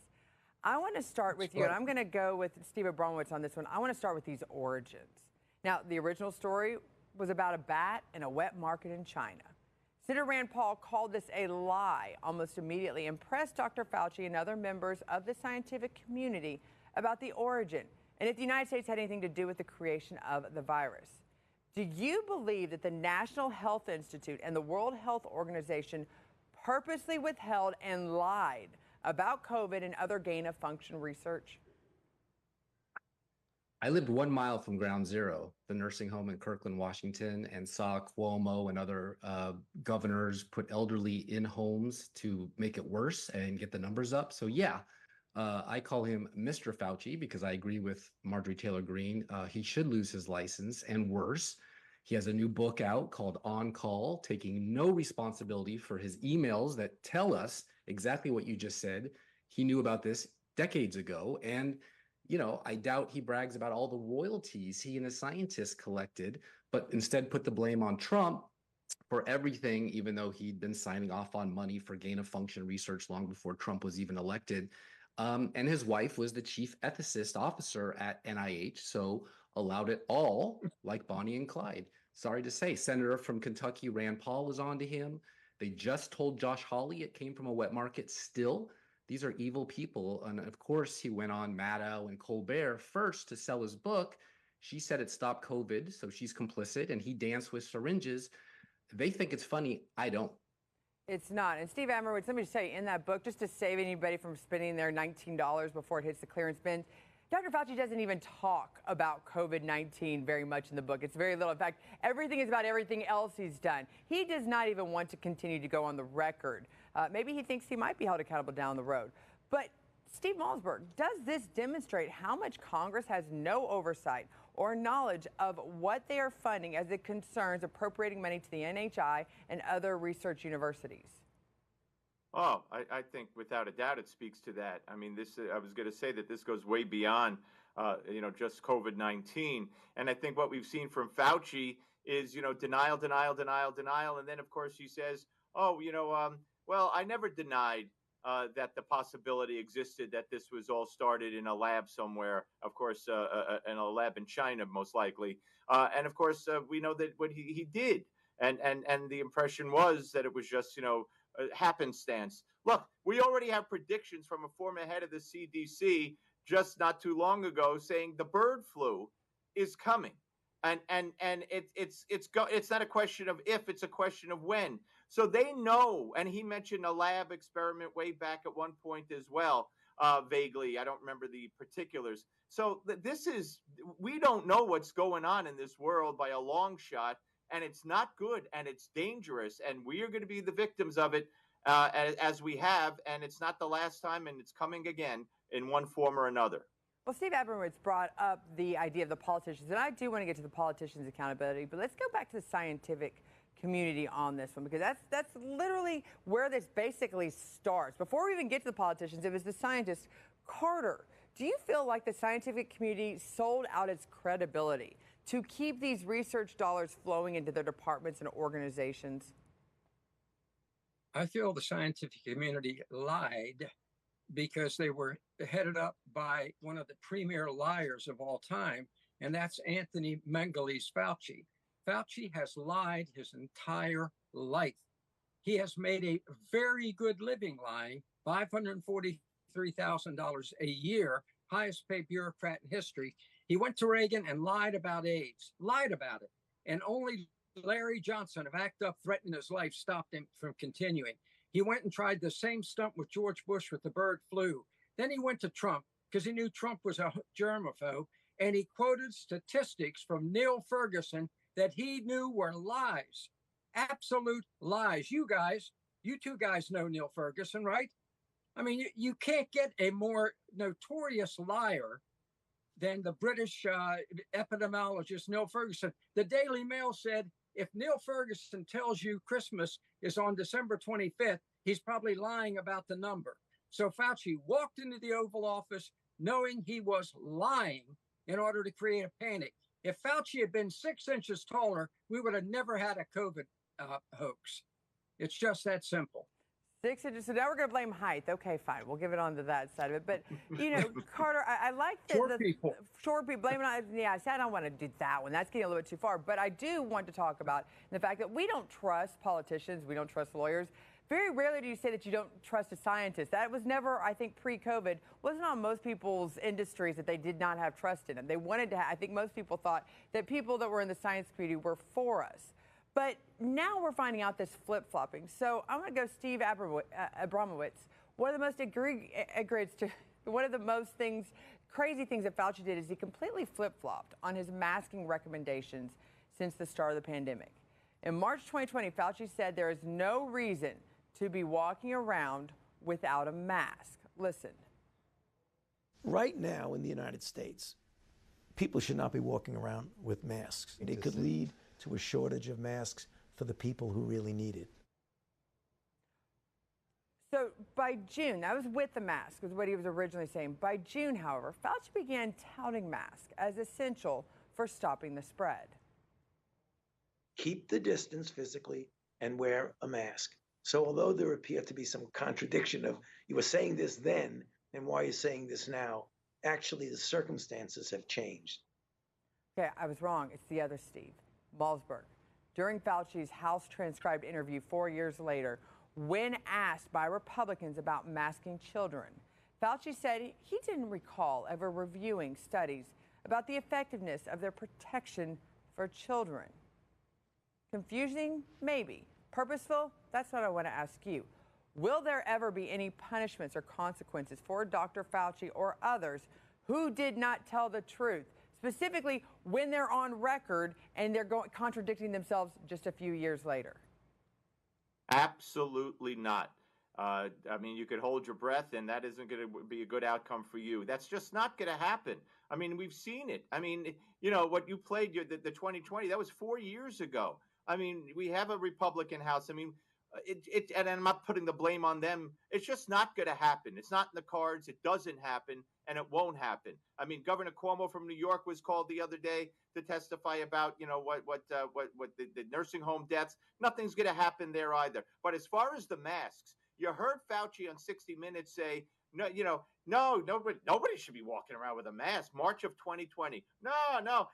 But because it'll take away the mask from those who really need it. In other words, sacrifice the common person, save the masks right now because there's not enough to go around for the people in the hospitals, the doctors, the first responders. So he was willing to sacrifice them. In my mind, the average person, don't put on a mask. And then, social distancing. He denied that he came up with social distancing of 6 feet, blamed it on the CDC, and then said in testimony the other day, but you can't publicly call out your sister organization. Really? So you disagreed with the 6 feet all along, but you couldn't say anything because they were the CDC? This is all nuts, but nobody will suffer consequences, period. Okay, but here's the thing, and I want to bring this to you, Steve Abramowitz, on this, because we can talk about the scientists. You bring up Cuomo, you bring up the politicians, but their defense was, we were just listening to what the scientists were telling us. That Cuomo said he made his decisions based on the scientists, at least at first. Trump says the same thing. President Trump at the time says that he was just following the guidance of the scientists. So is it fair to really hold the politicians like Cuomo, Trump, and others, even Gavin Newsom, to actions that were based on bad information? Yeah, I mean, I'm not a doctor, but I'm not stupid. The Spanish flu had more deaths from masks than from the Spanish flu. So his first lie was that masks don't work so that there wouldn't be a run on masks so the doctors would have them. So if your doctor lies to you one time, they're no longer a doctor, in my opinion. I'm not going there to say, hey, do I have cancer or do I have a bad sniffle? I want the answer to be truthful. So they basically repealed informed consent, which came out of the Nuremberg trials. If injecting you with something or cut off something, or for women surgically add something unnatural, you need to be informed. You know, we just had the 80th anniversary of D-Day, right? 6/6. On 6/5 and forever before, there was no such thing as informed consent, so the Nazis could do their Frankenstein experiments. But after the defeat of Nazis in Nuremberg, that was never to happen again. So the folks at NIH and FDA and politicians and lawyers and judges and doctors decided to repeal informed consent. They censored people like me that looked at the true science and harm and history and what it was doing to kids in schools and families stuck in abusive households on lockdown, also scientifically not sound, and the poor beagles like Snoopy and the torture that Fauci did. He should go to jail for that alone. You know, where are the PETA and Save the Whales folks on that? All of a sudden, the left is rallying around Dear Dr. Fauci. Well, the orphans in the Bronx don't like him either. Some sick stuff. You can Google all this. And he says at the end of his book, at times, I'm deeply disturbed about the state of our society. We have some complete fabrications become some people's acceptable realities. Well, that's him. He's the fake pandemic since the 70s, made people fear doctors and, like the boy who cried wolf, miss treatments to avoid bad medicine. Sorry, I'm not a doctor, but I'm not stupid. Common sense is a beautiful thing. Steve Malzberg, Steve Abramowitz, Carter Clues, stay right there. Because I want to look at the motivation behind the original creation of the virus, the vaccine, and what we can do to make sure this does not happen again. We'll continue our discussion after a quick break.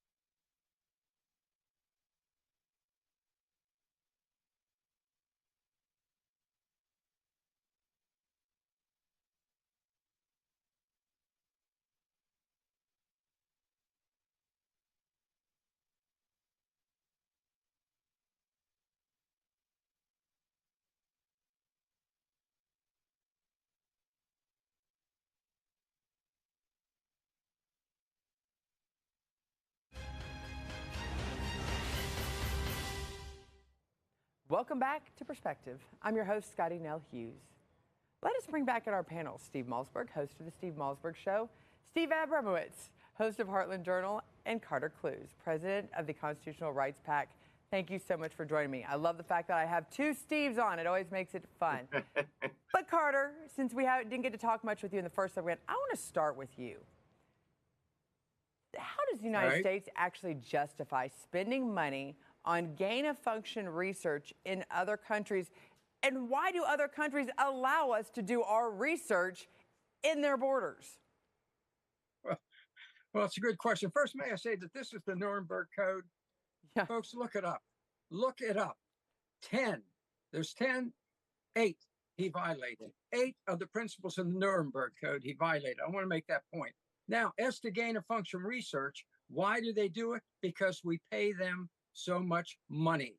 Don't ever think that part of the reason that we are sending billions more into Ukraine is not to cover up gain-of-function research for biological weapons. They found 12 sites in order to do more of this science that is killing people. Science that is killing people. So it's United States, it's the power of the dollar. It's the power of the dollar. And thank God the petrodollar is going out of style. Soon we won't be the reserve currency, and that blackmail is going to end. Thank God. Steve Malzberg, you know, Carter brings up a very good point. This happened in China. We now know there was gain-of-function research happening. We're still allowing it to obviously continue in other states. Why would a world, I get money, but what does it mean about a leadership that is so desperate to sacrifice the health of its own land, the people of its own land, just to get $1 to put into their bank account? What does it say about the leadership of that country who accepts money to put this harm in their backyard? Well, obviously, it's evil. I mean, they don't care about their people. They're willing to make sacrifices, and you know, there are a lot of governments that would take that make that sacrifice to get that financial gain, and it's scary. It's scary to think that it's still going on. Like I said, we haven't seen the end. I don't know about the origination of this bird flu that everybody's talking about. We know it's killing cows, et cetera. But you know, Scotty, you know, I have doctors, you know, tell me, hey, or ask me, did you get this vaccine or did you get that vaccine yet? And what as a result of COVID and those vaccines, I'm hesitant now to get vaccines that maybe I do need and maybe I'd be smart to get. But I'm really like, what's it going to do to me? You know, I mean, it's messed everything up for me, and I think for a lot of other people, and a lot of people who are at an age where doctors are telling them you should get this and you should get that, and I'm saying, whoa, I had my COVID vaccines. Look what happened to people who took the COVID vaccine. Not only did they get sick, you got young people that are dying for reasons that they never died before. So it makes you think, and it's a shame that that has happened. Steve Malzberg, you're exactly correct. You know, both my children, I followed along the traditional schedule suggested by a pediatrician. I've got 2 going into college. And I have to tell you, my husband and I are having serious discussions. We never had them when they were going into kindergarten. Serious discussions if we're going to get these final panels on our children to go to college based on what we've seen develop amongst their peers just in the past few years, thanks to this COVID vaccine. It's a very good argument, conversation that's happening. Steve Abramowitz, here's the problem. Do you think the majority of the world, or even the United States population, feel they were wronged at some point by their government in the handling of the coronavirus? And if they do, what are they doing about it? Yeah, you can see it. They're skipping their regular physicals. They're skipping their cancer treatments. They're skipping their doctor's advice because the boy who cried wolf syndrome, it's out there. I mean, now you look at these revisionist history in their books, like Deborah Birx before him, putting the blame on governors that she oversaw, the exact opposite of, say, Hunter Biden saying he wasn't on drugs in court when he signed the federal purchase for a gun. Oops, it's in his book. You know, world-renowned doctors like Peter McCullough and Ryan Cole, who were canceled and actually treated COVID and no science, were on to Fauci very early. Scott Atlas brought into the Trump administration. RFK's book, The Real Anthony Fauci. Pierre Corey, Dr. Tenpenny has been on my show. She told us the vaccine was a gene therapy, not a vaccine. So anytime Fauci went on and said it was a vaccine, you had to say, well, no, he's lying. You know, and vaccines aren't safe and effective anyway. I had the editor of Turtles All the Way Down, a great book, goes back to the first vaccine for polio and how it was never tested to show safety. Autism rates are up. At the same time, childhood immunization schedules up to 70 now. Peanut allergies, Asperger's, many adverse reactions the media won't tell us about, possibly related to vaccines and mercury in the vials. But who knows? They won't tell us. And so we can't trust the media either, especially these doctors on television and censors that the medical journals like JAMA. So it's been a few years now, and we're seeing the died suddenly cases when athletes exert themselves and the autopsies are pulling out long yarn-like blood clots of vaccinated people. You aren't seeing that in unvaccinated people. Turbo cancers were unheard of, recurring cancers and drops in birth rates. I mean, unless the water is going bad, something was introduced into the world that made these illnesses show up. And in South Africa, they were allowed to prescribe ivermectin. Tell me if I'm wrong, doctors. And everyone is okay down there. Here they call it horse dewormer and told you Joe Rogan was crazy. It's really interesting. And Carter, you know, here's the thing about this vaccine. Why? Do you have to wonder, did Congress know that this vaccine was rushed through, that this vaccine was pushed through, that there was no real science behind it, it wasn't going to prevent anything? Because they actually gave a covering for all the pharmaceutical companies to not be held financially liable for anything that happened as a result of this vaccine. Do you think Congress actually already had the heads up that this vaccine was a total farce? And if that's true, do you think Congress would hold themselves accountable for the wrongdoing? Yes, they knew it was a farce in 1987. And you have to remember, Fauci was in power in 1987. Congress passed a law that you cannot sue for vaccines. Anything they do to your children, to you, you're not allowed to sue. So Congress knew, and they had their cover in place. And there is absolutely no doubt this vaccine is wreaking havoc. And those are the people who are dying. The other day, Fauci was in Congress, said 5,000 people are dying a day, 5,000 people a day. He knew that was a bogus figure because the CDC repudiated that figure in June, and he was using a figure from March. So Congress knew he was lying. And they knew the other day he was lying. And that damn chairman of that committee fawning all over Fauci made me want to throw up. Well, I want to thank you to our panel, Steve Malzberg, host of Steve Malzberg Show, Steve Abramowitz, host of Heartland Journal, and Carter Clues, President Constitutional Pact for this Constitutional Rights Pact. Thank you so much for having this conversation. We need more of it so that hopefully we can get some legislation passed that prevents this from happening again. Thanks, Scotty. You know, very few names can make my blood boil, like the mention of Anthony Fauci. As a broadcaster during this time, I watched my industry crumble and stop questioning what was happening. Rather, they just regurgitated what was told to them. As a mom, at the direction of the scientific community, I watched my children's lives come abruptly to a halt. Their education was suspended and their sense of security vanished. But probably the most surprising was as a voter. Watching fear tactics be used to shut down the election process. Our political conventions were honking horns in a parking lot, and our election laws became amended to reduce the integrity of the election. Sadly, from a legislative perspective, little has been done to prevent America or even the world from repeating the same devastating situation where freedoms were quickly relinquished, all in fear. However, I do believe this charade did open the eyes of many, especially those in the younger generation, that not all conspiracy theories were just theories, and blindly trusting anyone in power in a crisis can have more of a mortifying result in the long term than the predicament at hand. This has been Perspective. Thank you for watching.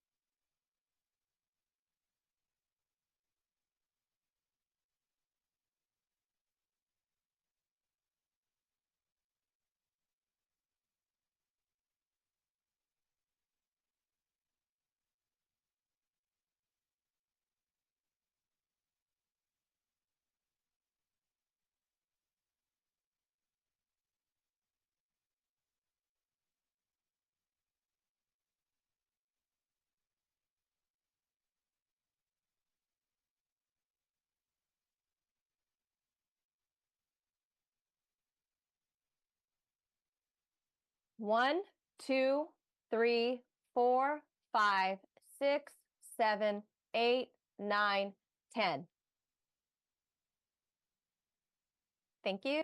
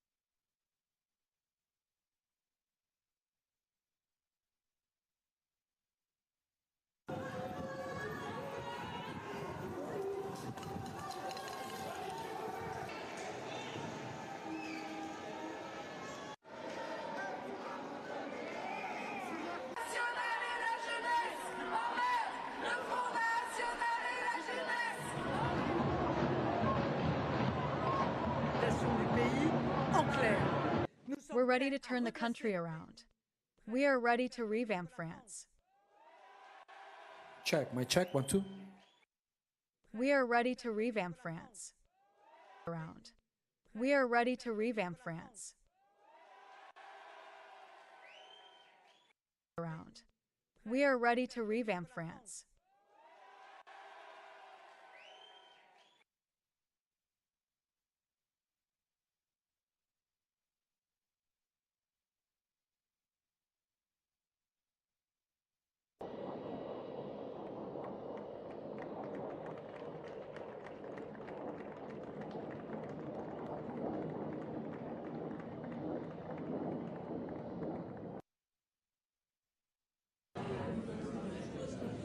And I know you're a typical press guy. You're grabbing me in front of this all of a sudden. And I trust you as far as I throw your phone.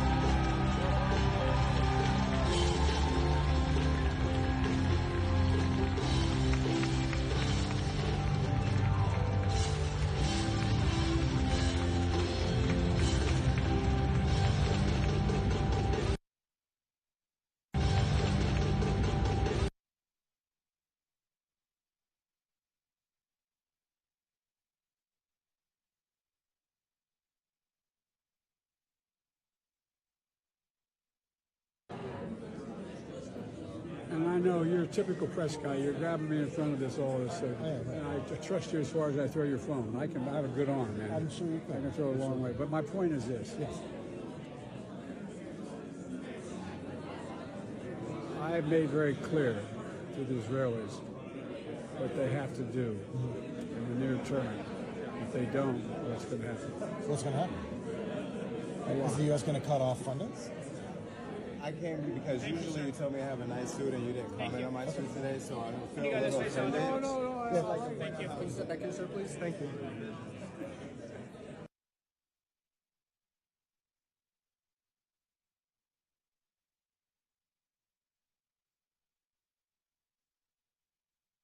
We're not the least bit worried because not all subsidies are the same.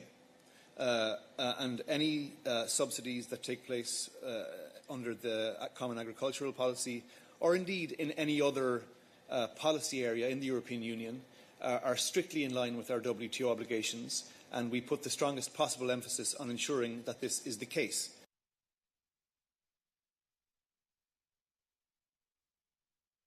All this happened, the United States still didn't see this as crossing its red line.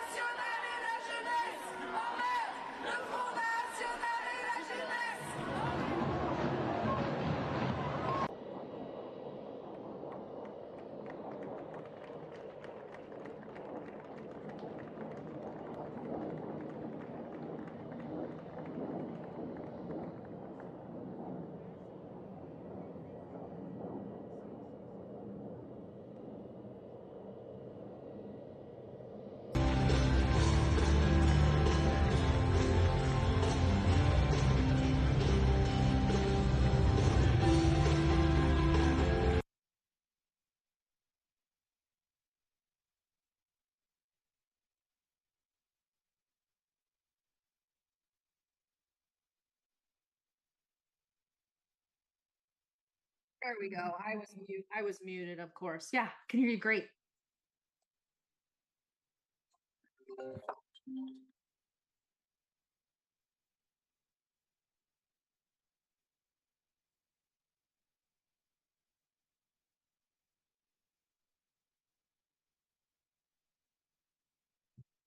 Nice. Yeah, I can hear you great. Mhm. 10, 9, 8, 7, 6, 5, 4, 3, 2, 1. Mhm.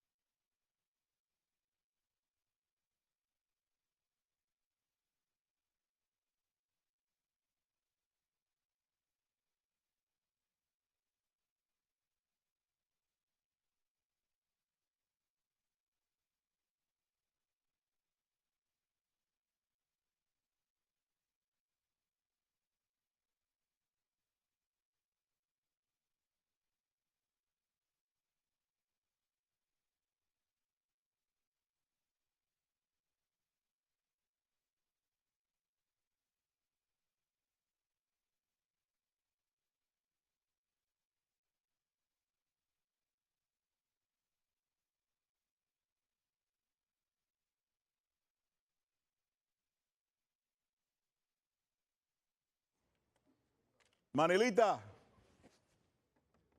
That looks good. ¿Qué onda? Aquí, viejita, imagínate tú, en la lucha, aquí en Miami, coño, hablando mierda. How was that? Mierda. We're good to go. All right, you're clear. You're good. And, all right, let's check in the guest. Sarah, can you hear me? Do we have Sarah? I can. Yeah, I can hear you fine. You sound great. Great.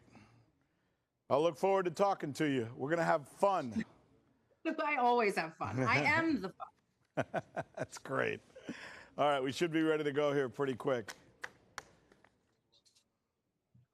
Mariana, you want to see you see the shot? You can see, look at the monitor. Oh, there she is. Oh, you look great. Oh, thank you. You look good. Somebody finally on this set looks good. It's not me. I clean up all right. That's for sure. I clean up good for an old fart. Been doing this for so long. I mean, hell, I worked, you know, it's funny. I started local, then I worked NBC, then I went CNN, then I went Fox, I worked Univision. I've worked at all those damn places, and I've never been more ashamed of what all of them do together. It's just, it's crazy. Looks good. Looks good. Yeah, it allows me to do a little I had to cheating. fix it. It was a little bit fuzzy, so I wanted to fix it. You look good now, though. Everything is good to go. I think, Victor, are we good to go?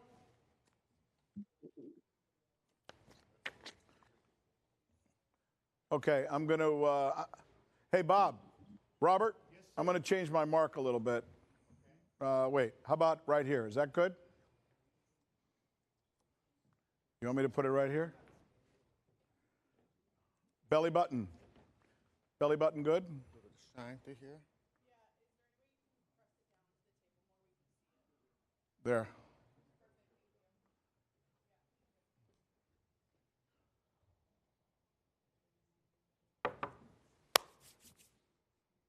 One good show today. Oh no, we're just doing some intros. Yeah. Want some cash? Got some cash. Got some cash money.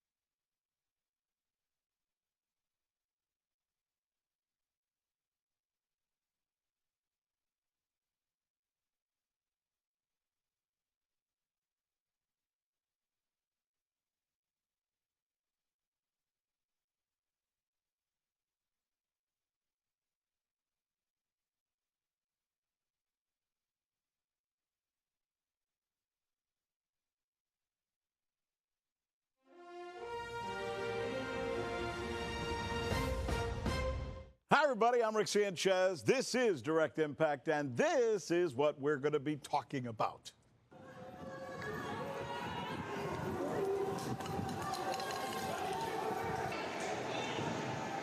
You see that right there? Those have been the scenes in the streets of France. What does that signal for Emmanuel Macron? It's complicated, but it's also not good for him. I'm Rick Sanchez, and I'm going to take you through this and tell you why. Let's do this thing.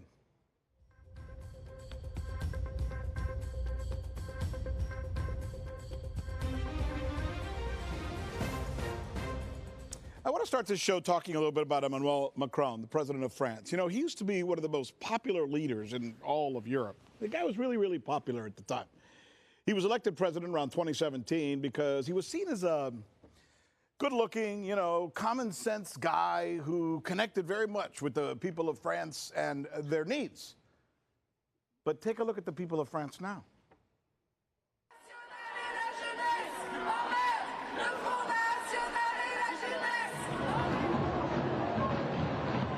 Yeah, see, this has been kind of crazy what's been going on. Protesters taking to the streets of France. Some are angry at Macron, some are angry at the right.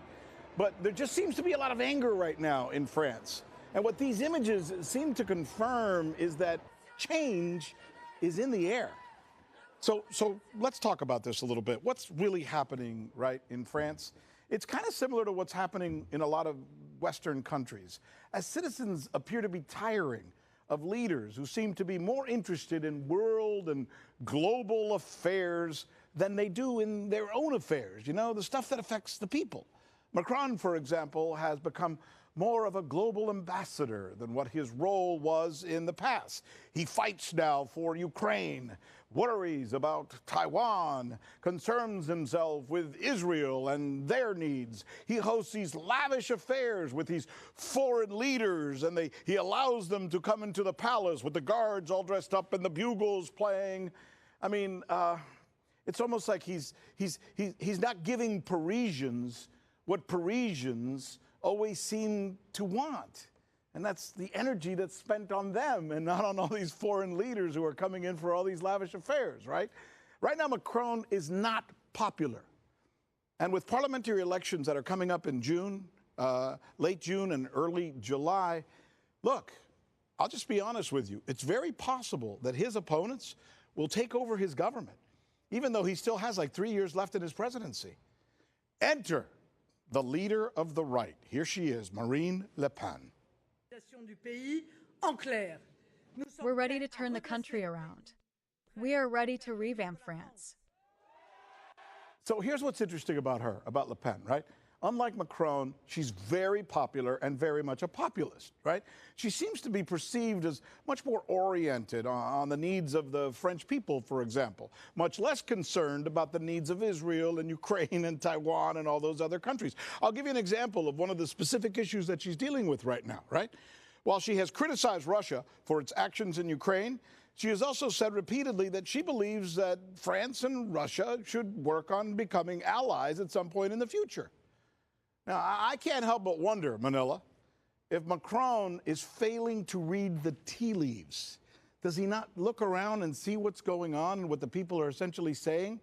Kind of like what we have in this country. Or maybe he just doesn't care. What do you think? Well, first, Rick, I kind of beg to differ on this one about Macron, your read. I disagree that Macron was ever, you know, this man of the people. There were just limited choices at the time he was elected. I mean, here's a guy who came from the banking world, made millions, and then at this point, you know, he's a lame duck leader and throwing anything at the wall that will stick. He came in as this young, charismatic guy. He charmed the French voters the same way that Barack Obama did stateside. But similar to Obama, his tenure has proved to be that of globalist designs. I mean, the big yellow vest protests that were sparked by the petrol tax hikes, then they were joined by protesters angered by the proposed increase in retirement age. Marine Le Pen, on the other hand, is kind of taking the MAGA approach, right? She's very Trumpian in her rhetoric, but more selective in her verbiage than Trump.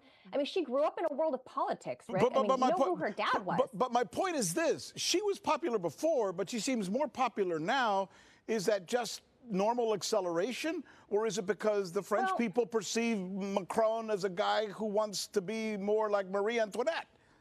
So I would say after decades of this of failed neoliberal leadership in France, we're perhaps seeing an overcorrection in the form of the National Front taking seats from Macron's party in the EU elections. I think Macron's party is in big trouble in these forthcoming snap elections coming up. Yeah, I agree. By the way, speaking of presidents in trouble politically, I want you to look at what's happening right now, right here in the good old USA. Finally, some of the polling is in regarding former President Trump's conviction. It isn't good. I'll be honest with you. It's not good. While Republicans and Democrats, nothing changed with Republicans and Democrats. 21% of independents in an Ipsos poll just said they're now less likely to vote for Mr. Trump because he's a convicted criminal. Now, while you would think that would be incredibly great news for President Biden's numbers and that they would soar, wrong. They haven't. In fact, polls now show a fourth, 25% of all Americans at this point hate both candidates. They're called double haters. That's what they're actually being referred to in the polls. Never in the history of America have these numbers been seen. 25% of all Americans and growing now hate both candidates. Mr. Biden's problem is what he just can't get away from because it's visual, right? People are seeing with their own eyes this feeble little old man we all want to feel sorry for, but he seems confused. Almost seems like he's kind of, like he's losing it. I'll give you some examples. Look at this. This is the president at the G7 summit watching a parachuting exhibition. He appears to just now keep watching. Watch Biden on the right side of your screen. And as you watch him, you're going to see that he just wanders away. He just starts walking away. Nobody knows why. Finally, the Italian prime minister, she goes and grabs him. That's Meloni. She goes over and grabs him and brings him back. She's like his granddaughter saying, "Grandpa, get over here." And she retrieves him to bring him back to the group. Let me show you another piece of video. Watch this. All right, look at this. Here he is at a fundraiser in Los Angeles recently. This is that George Clooney event we told you about. The optics here are so bad. There's the former president, Obama, appearing to grab him by the hand and lead him away from the stage. This is not a good image, especially considering that Obama is already perceived as the puppet master by the president's opponents. All right, come back to me now because I want to show you another one here, Victor. Take a look at this. Here is the president at a White House event where all the attendees have been handpicked. They're all friendlies, right? So there's no antagonists here because they're all invited to the White House. There's no reporters here, just a few social media personalities like this TikTok guy who comes up to the president and he asks him what is essentially a reasonable question. Watch. And I know you're a typical press guy. You're grabbing me in front of this all this. And I trust you as far as I throw your phone. I have a good arm, man. I'm sure you can. I can throw it a long way. But my point is this. Yes. I have made very clear to the Israelis what they have to do in the near term. If they don't, what's going to happen? What's going to happen? Is the U.S. going to cut off funding? I came because usually you tell me I have a nice suit and you didn't comment on my suit today, so I feel a little offended. No. Thank you. Can you sit back in, sir, please? Thank you.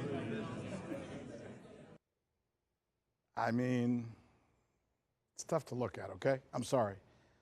Manila, let me bring you back in here. As you're watching these videos, his aide has to come in, again, grab him by the hand and take him away. This is just not a pretty picture. I said months and months ago on this program that I didn't think he was going to continue as a candidate or make it to the presidency. As a candidate, I'm not saying he's going to pass away or anything. I got to tell you, looking at some of these things, I'm standing by that reporting at this point, Manila. Yeah, Rick, Biden moments are becoming a trending hashtag on social media these days, and obviously for good reason. What we saw there with Georgia Meloni going over there to fetch the president like she's his personal nurse, at this point, it's just sad, in my opinion. Forget how cringy it is to see the so-called leader of the free world so feeble and lost. It's sad to me that Biden's family would allow this charade to continue. Why doesn't anyone love this man enough to say, all right, Pops, it's time to retire? Listen, there are spry 80-somethings out there in the world, running marathons, doing things that people half their age like me can't do. But Joe Biden ain't one of them. That's an observable fact. This is not political mudslinging, Rick. No. It is an observable fact. But then you have paid liars and propagandists like the White House press secretary, Karine Jean-Pierre, outright lying to our faces and telling us not to believe our lying eyes, implying videos from the G7 or the fundraiser that these were, all deep fake. This is just terrible. Don't believe yourself, is what she's saying. The American people are essentially being told, we know he doesn't look good in public, but trust us, when he's at the White House or when he's having meetings, he's totally different. He's filled with vim and vigor. We've said this before, and it's just an amazing thing. It's really insulting to the intelligence of the American people. And I will say this, and I think this is where the rubber meets the road on this story. The Joe Biden that I remember seeing as a candidate is so different from the Joe Biden that I see now. What I'm saying is, in these 3.5 years, and I think you probably see it too, the deterioration of this man has been manifest compared to anything I've seen in a long time, including Reagan. And I'm old enough to have lived through Reagan's presidency. And at the end, he wasn't doing so well either, but not as bad as this. Yeah, all I can say is from my own personal experience with my grandmother is they kind of hit a tipping point, right? And it goes downhill pretty quickly. And I feel like, unfortunately, that is what we are witnessing right now before our very eyes, even though Karine Jean-Pierre says, don't believe your lying eyes. The pictures tell the stories. They always do. Thanks, Manila. Appreciate it. All right. So here's what we're going to do. When we come back, my next guest, U.S. Navy veteran, also co-founder of the massively popular news platform DD Geopolitics, important that geo, where she says they are transcending the borders of a multipolar world. Her name is Sarah Bills. There she is, joins us to discuss in just a bit. We'll talk Gaza, U.S., and a whole lot more. Stay there. Don't go away. We'll be right back.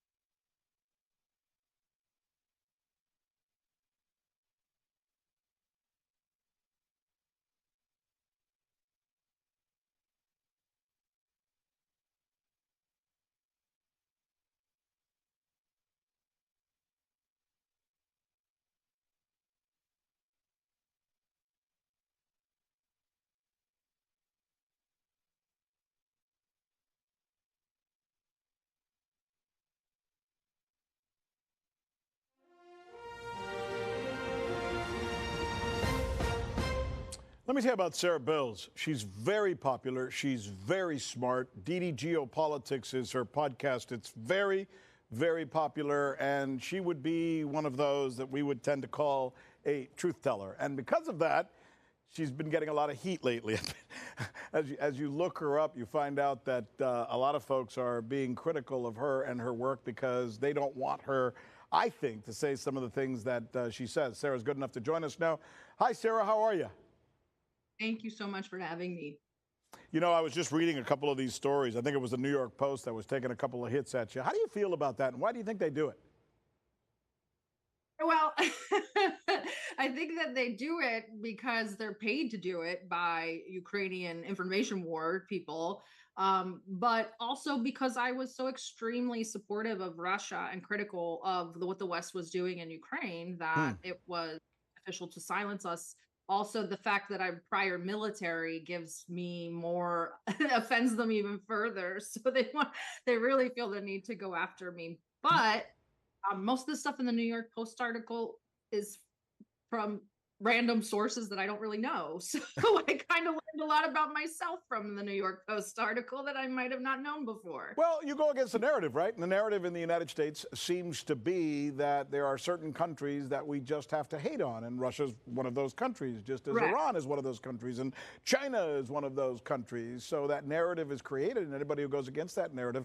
What troubles me is it's okay to have a narrative in your mind. You can be against Russia or for Iran or for China or for any country. What bothers me is the lack of facts and the lack of people, especially in the media when I watch them, knowing anything about what happened in 2002 or what happened during the fomented coup in 2014 or just really knowing anything about our world outside of maybe, Washington, D.C.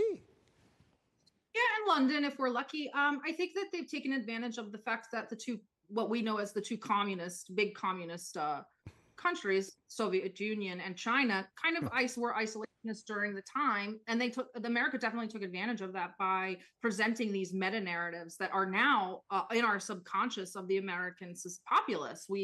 China is this authoritarian dictatorship that kills people in Tiananmen Square, and Russia is the backwards, alcoholic, communist, Nazi Bolshevik. Like these are, and then after that, you have that in your head. And then after that, everything that you're told is measured up against that meta narrative. Do you know how crazy it is to compare Russia to Nazi Germany when it was actually Russia that did away with Nazi Germany? I mean, how stupid do you have to be, right? Well, that's part of it. We don't learn about Russia's participation in World War II. If you go through school in the West, in the United States, which is I went through high school and junior high in the United States, World War II starts at Pearl Harbor and Normandy. There is no Eastern Front to a student in the United States. It's only Normandy and then Okinawa and the Pacific. That's it. That's World War II.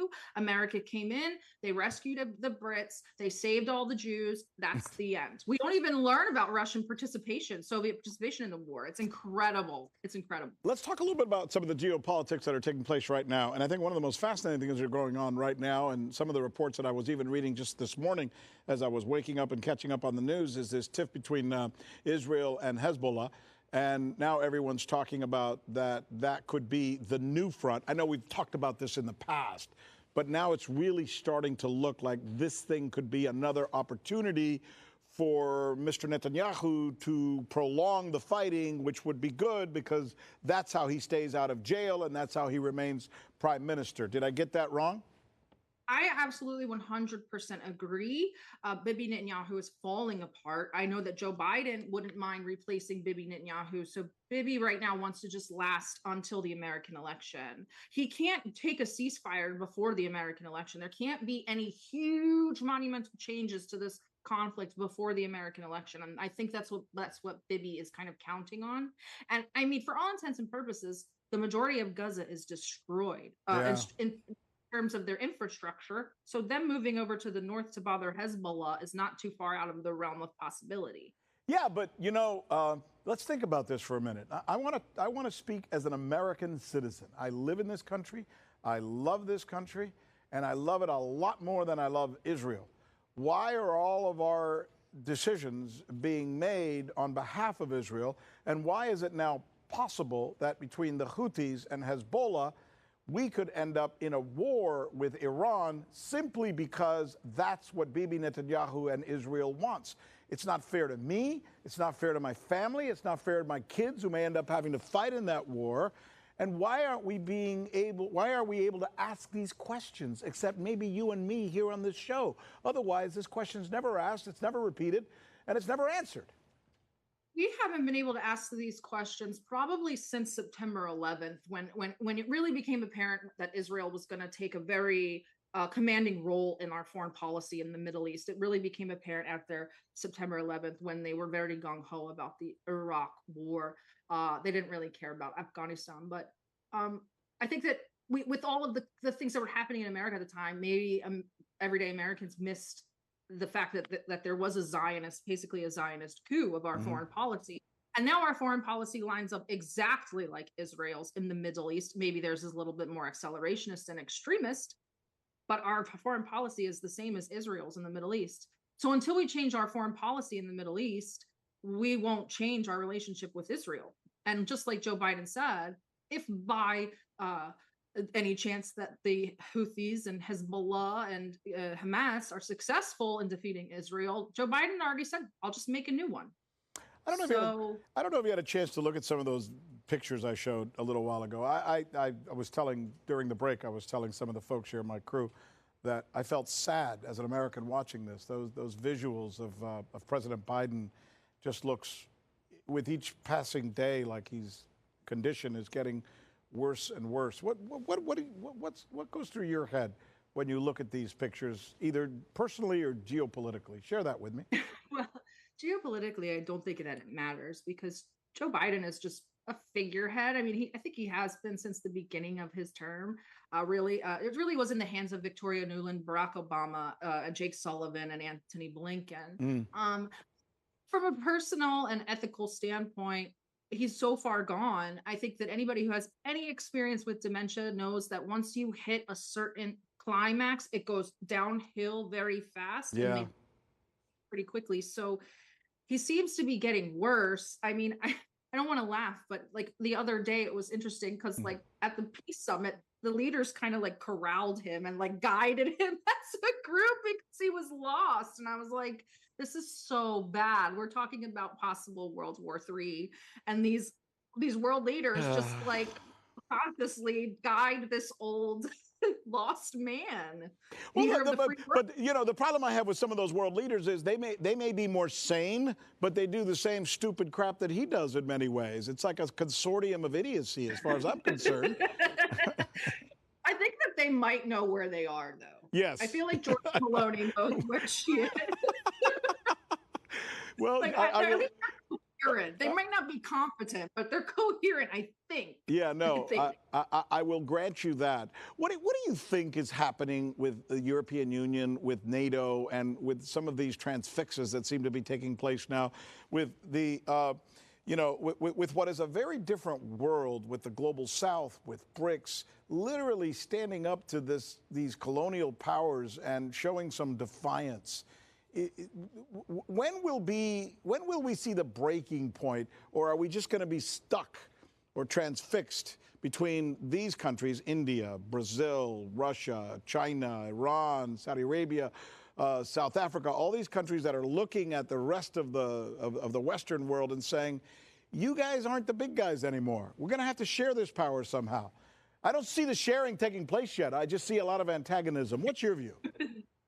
Well, not yet. I mean, I think that we'll see bits and pieces. We've seen, you were talking about France before I came on, but we've seen France fall apart in Africa, which is part of the decolonization process, Correct. which helped initiate by taking on NATO. So we're seeing these things, also a few more defiant positions in South America with Maduro and Brazil even. So there are these sort of chinks in the armor starting to show, when the fact that the United States stole Russia's money, that's a weakness. That's not a power move. So there's a lot of things happening that if you pay attention, the tipping point, I don't know. Dugan thinks it's 2024, but I think that's way too soon. But I think that this year for BRICS will be a very heavy Southeast Asian BRICS and class. And I think that that's going to be very important. So we'll see maybe Vietnam and Malaysia. You just said something I thought was interesting, and I've never heard it put that way. You said that the U.S.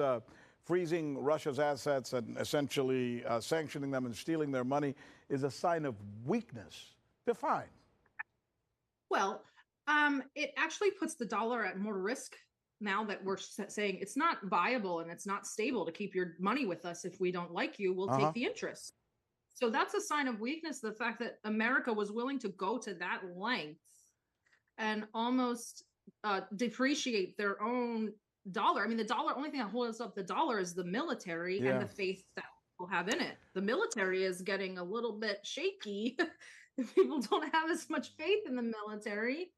But so how much faith do the people have in the government, which is literally zero. And now you're stealing from other governments. It's depleting the trust even further. It's just eroding that integrity. We have 1 minute left. Final question. I want to ask you about your endeavor. I think it's fascinating what you're doing. I think your stuff is really good. At what point did you find that this was your place, as opposed to wanting to work at CNN or Fox or whatever, any of those institutional places? When did you reach your comfort zone and how? And you got 45 seconds to tell me that. Okay, well, I always wanted to go, ever since I in the military, I knew that I wanted to be against this sort of American imperialism. I knew that this was the place for all of us when we were all doxxed and put into all of that danger, like you read in the New York Post article, and when we decided to keep going and not to sacrifice our politics and to keep going in the vein that we were still going, and we are fine. And so now I think that's where we're supposed to be. Defiance. Thank you very much. It's what you're doing. Thank you. Good stuff. DD Geopolitics is the name of the podcast. Sarah, you're a delight. Thanks so much for taking time to share with us. So great. That's our show. I want to remind you of something. It's kind of like our mission here, right? What do? We tend to never look somewhere else for truths. We don't believe truths live in little boxes, right? Truths don't live in boxes. Truth is everywhere. That's what we believe. I'm Rick Sanchez. We'll keep believing. We'll see you again next time.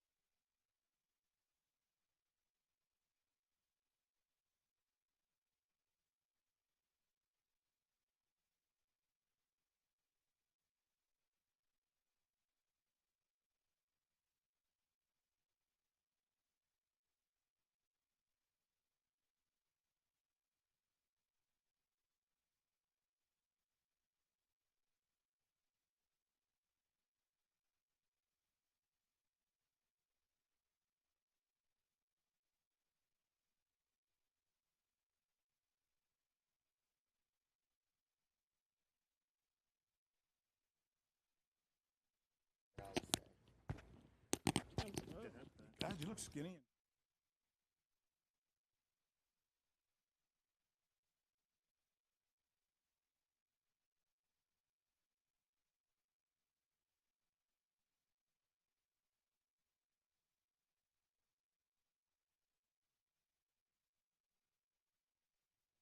That's all it is. When you look good, you feel good inside. Yeah, I feel fat as shit lately, but whatever. You lost weight too, but yeah, I've hit a still get plateau. that.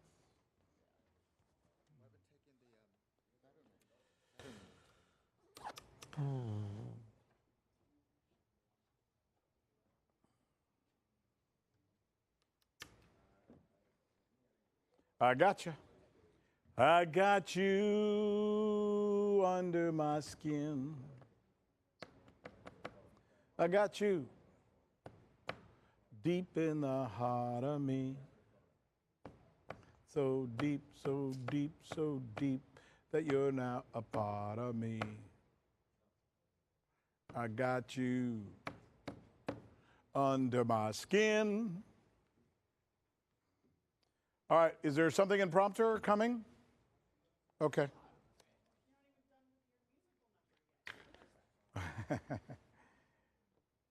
Who was that? That was...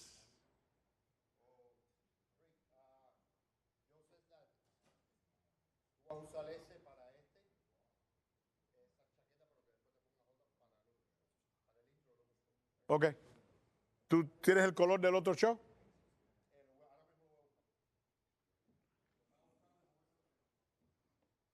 Como empezamos el próximo show.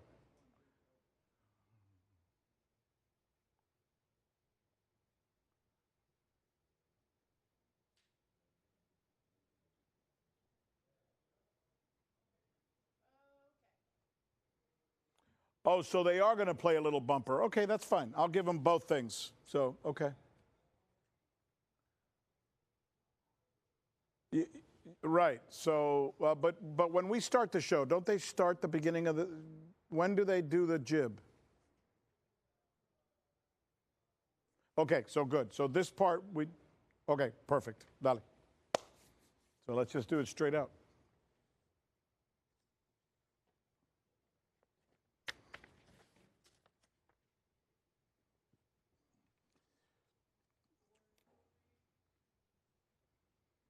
Les habla Rick Sánchez y vamos con todo aquí en Impacto Directo.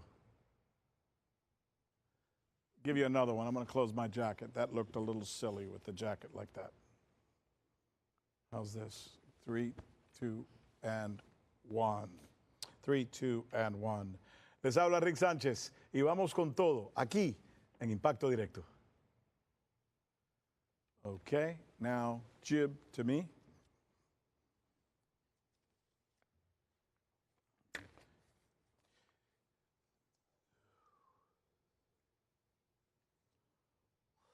Este jueves, 27 de junio, es la fecha cuando Joe Biden y Donald Trump, presidente, expresidente, van a realizar el primer debate presidencial. ¿Quién sabe lo que va a pasar? Pero lo que es cierto es esto. Es un debate con una gran importancia para los dos candidatos. Para el expresidente Trump, es la oportunidad de poder hablarle a millones y millones de votantes indecisos todavía que en sí no confían en él como presidente y más ahora con el reciente juicio. Y para Joe Biden, esto es vida o muerte. Vida o muerte. Muchos expertos en la política aseguran que si el presidente Joe Biden tiene un mal debate o comete demasiados errores, será el final de su candidatura. Es un tema que nos ofrece tanto que decir. Vamos a empezar. Okay, now we're going to go to the teas. And I'm going to give you the teas in 3, 2, 1. Cuando regresemos, ¿será posible que reemplacen al presidente Joe Biden? ¿Quién lo dijo primero? No se me vayan. Is that good? Or do you want another take on that? Take it in, get it a little early. When you say no se me vayan, then maybe we show that pull out. I liked it. 3, 2, and 1. Cuando regresemos, ¿será posible que van a reemplazar al presidente Joe Biden? ¿Quién lo dijo primero?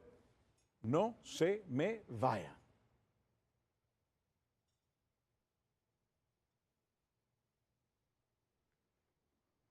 Okay. And now, B block. 3, 2, and 1. Y aquí estamos de regreso. Soy Rick Sánchez. ¿Qué va a ocurrir entre ahora y noviembre? Nadie lo sabe. Pero hace unos cuantos meses yo dediqué aquí un programa a este tema. Y en ese programa yo dije algo que ahora otros están diciendo.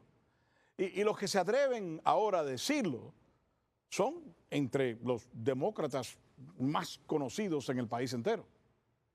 Pero no es por nada, pero yo lo dije en marzo. Dije que existe la gran posibilidad que el presidente Biden no vaya a ser el candidato de su partido. ¿Cómo y por qué? Vamos a revisitar esa conversación.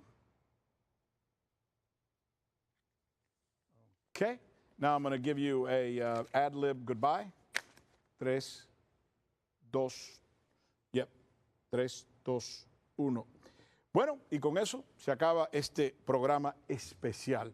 Pero quiero que sepan que podemos estar en contacto, podemos tener una conversación, tú y yo, en Rick Sánchez TV, en Twitter o en X. Hasta la próxima.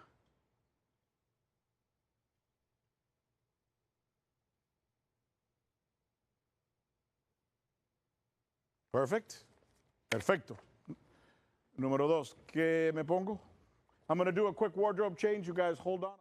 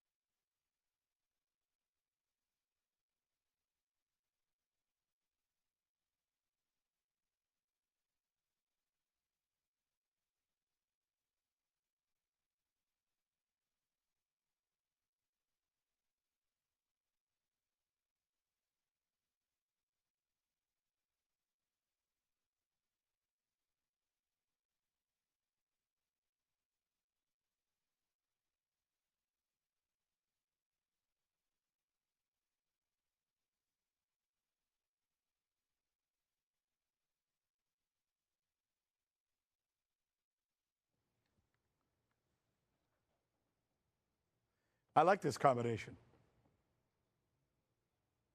Yeah.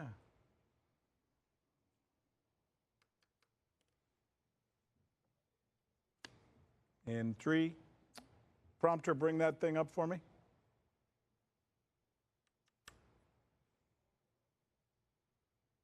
Prompter? Thank you. All right, y'all ready? Oh, wait, we're doing this one different? Where's the bumper? Go back down. Okay, so if we're going to do this one the same way we did the other one, I have to say, les habla Rick Sanchez, and that's the intro. So I'm going to stop there, okay? I'm going to say, les habla Rick Sanchez, y vamos con todo en Impacto Directo. Vamos con todo aquí en Impacto Directo. I'm going to stop, okay? That's going to be the first part. All right, you ready, Victor? Perfect. 3. Tell me when you're ready, and I'll count myself down.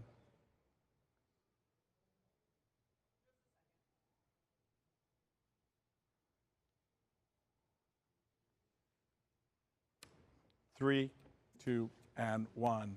Les habla Rick Sánchez y vamos con todo aquí en Impacto Directo.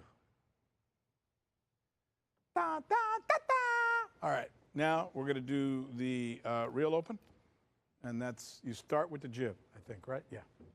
So that on this one, you have to count me down.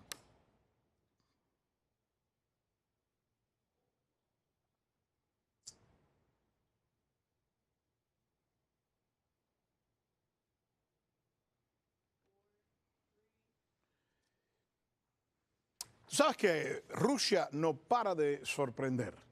Durante toda su historia como nación, los países occidentales se han equivocado en muchas ocasiones con Rusia. La invasión francesa de Napoleón en el año 1812 terminó en una gran derrota. También la Gran Guerra Patria, donde derrotaron a Hitler y a los nazis, los rusos. Y ahora con la guerra en Ucrania, cuando Estados Unidos y los países occidentales están tratando de destruir su economía, más o menos sigue el mismo cuento. Pero ahora está prompter, come on baby.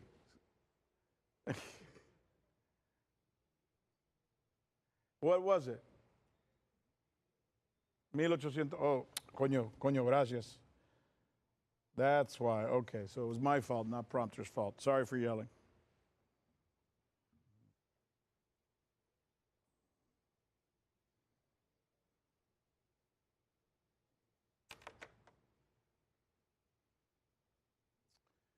Do you want the whole thing or just that part? Just that part. Okay. Dale. Yeah. Count me down. No. You need the jib.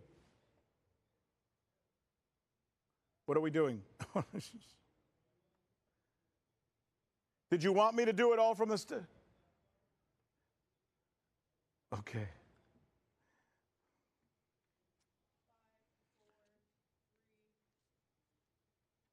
Vamos a empezar con esto. Rusia no para de sorprender. Durante toda la historia como nación, los países occidentales se han equivocado en muchas ocasiones con Rusia. La invasión francesa de Napoleón en el año 1812. God dang it. Sorry. Yes.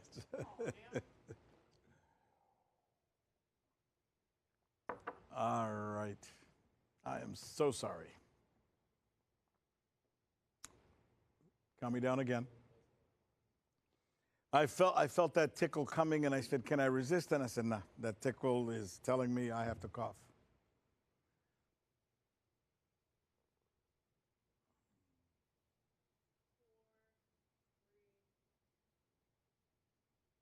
Y vamos a empezar con esto. Rusia no para de sorprender. Durante toda su historia como nación, los países occidentales se han equivocado en muchas ocasiones con Rusia. La invasión francesa de Napoleón en el año 1812 terminó en una gran derrota, como sabemos. También la Gran Guerra Patria, donde los rusos o los soviéticos derrotaron a Hitler y a los nazis.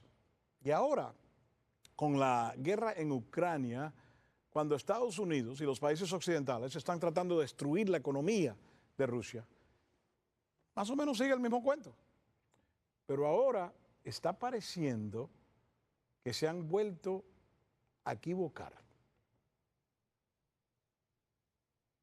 Perfect. All right. Now tease. 3, 2, 1.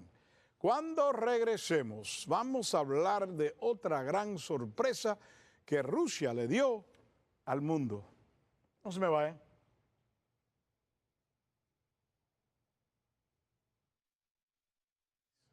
All right.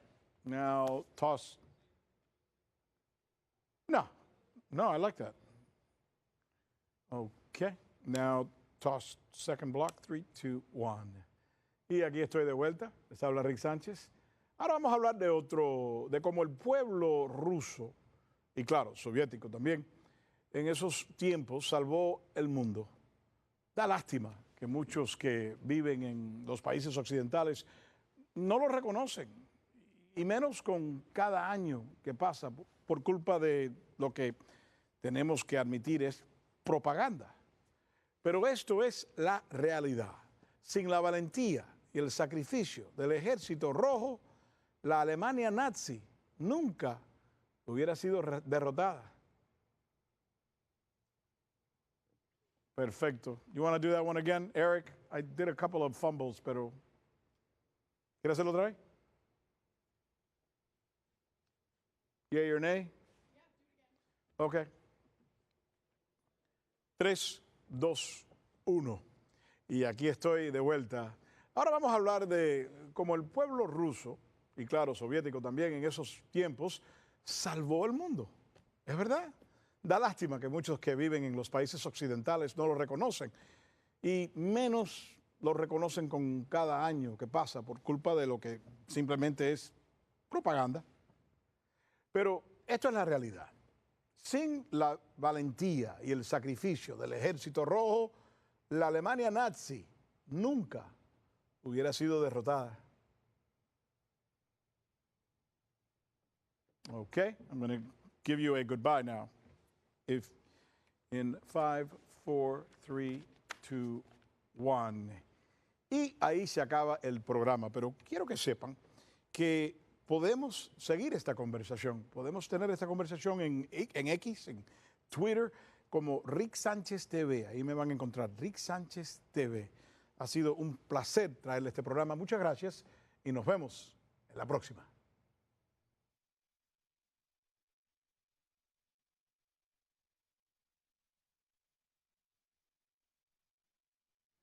Look good. We're good. Thank you very much. Done for the day.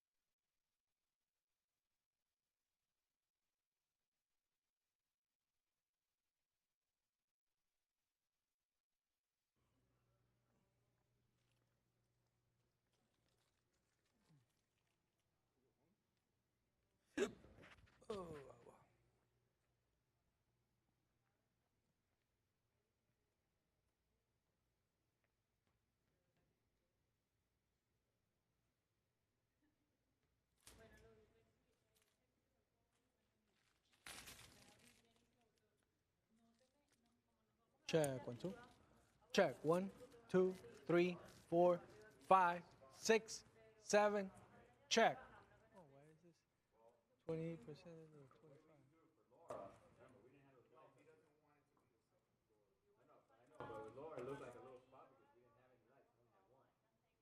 Check 1 2. My check 1 2 3 4 5 6 7 8. Check 1 2 3 4 5 6 3 3 1 2 1 2 3 4.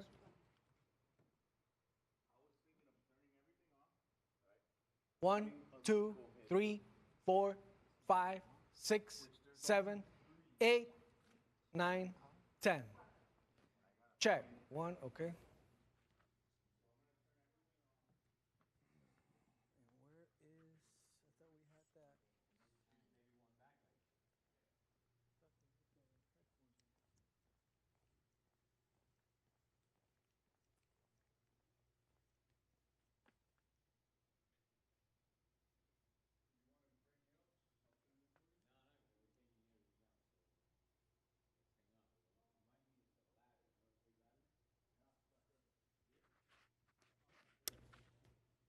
Robbie.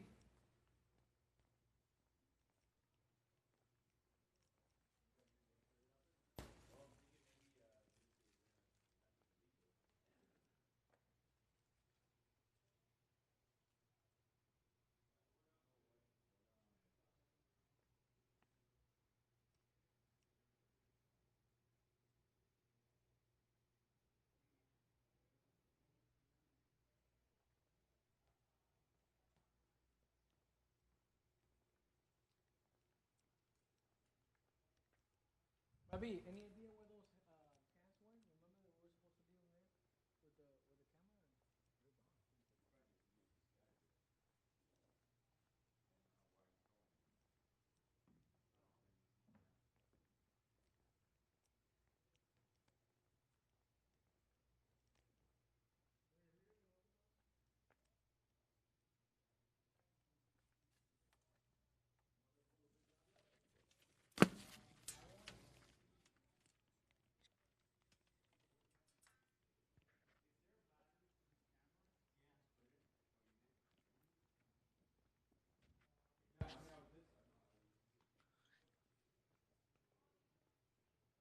They're gone.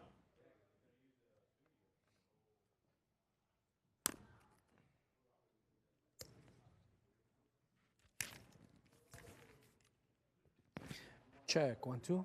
Check 1 2 3. Why the hell do we check 1 2 3? 1 2 3 4 5 6 7 8 9 10. Ah, es que habíamos dicho que eso estaba malo, right? The input on the camera. Yeah, the input and the camera. Check 1 2 3 4 5 6 7 8 9 10 11 12. 1 2 3 10 11 12. 1 2 3 4. Okay, so it's a little bit. Yeah, let's just grab one of those.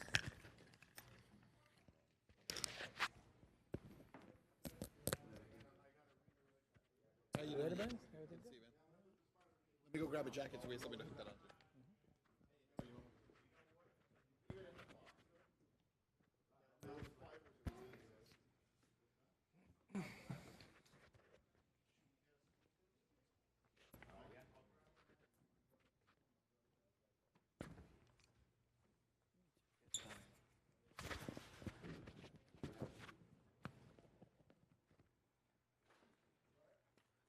Check 1 2. My check 1 2 3 4 5 6 7 8 9 10. Check 1 2. My check 1 2 3 4 5 6. Check. Ay, coño.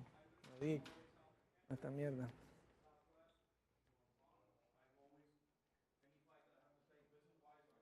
Check, check, 1, 2, check, check, 1, 2. My check, my check, my check, my check, my check, check, check, check, check, check, 1, 2, my check, 1, 2, my check, check, check, check, 1, 2.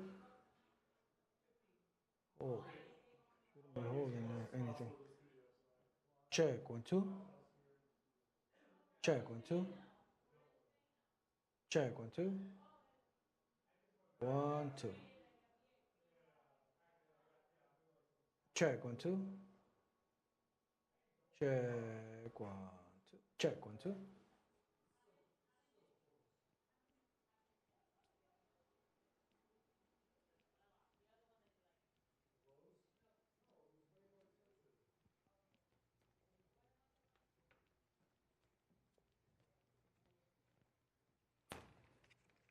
Check, 1, 2. Check, 1. Check, 1. Check, check, check. Check. 1, 2, 3, 4, 5.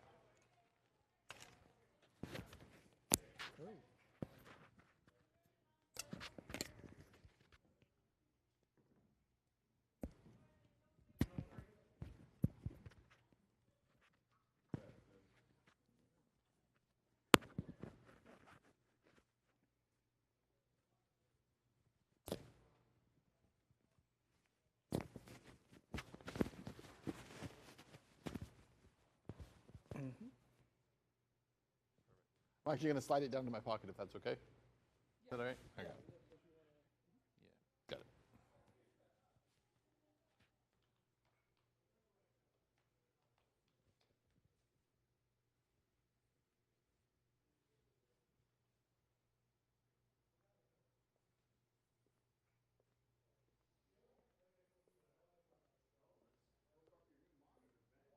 Oh, yeah. So you can actually see what it actually looks like.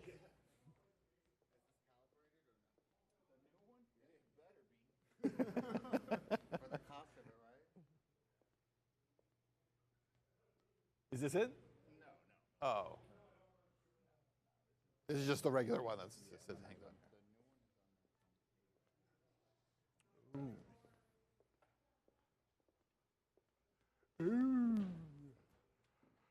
Does that work for you? What? Are you getting text? No, I'm not. No, not yet. She's not even gonna know. Are we doing the other stuff today? Which one? Mindset stuff, you said. Mindset? No, those are on Wednesdays. On Wednesdays? Yeah, we shoot mindset stuff on Wednesdays. You didn't tell me. I'm supposed to be in charge of your schedule. Oh. Yeah, I thought we decided that a long time ago.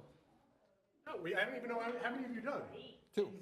But they were test ones. No. And then we just shot 2 last week. But the reason that I haven't done anything with them yet is because the other Fernando is creating a LUT, so that once we shoot them, we drop the color on them and everything. So he's got to do the LUT. How did I know you shot them? Yeah, well, because they weren't ready. These guys don't tell me. They weren't ready yet. Yeah. But once they're ready, it'll be like this one, like the one that we do in here today. Just do like it that, there, turn it on. I literally drop a LUT on it and it's colored. Like there's no time on it at all. It's so fast. Good. Too small words?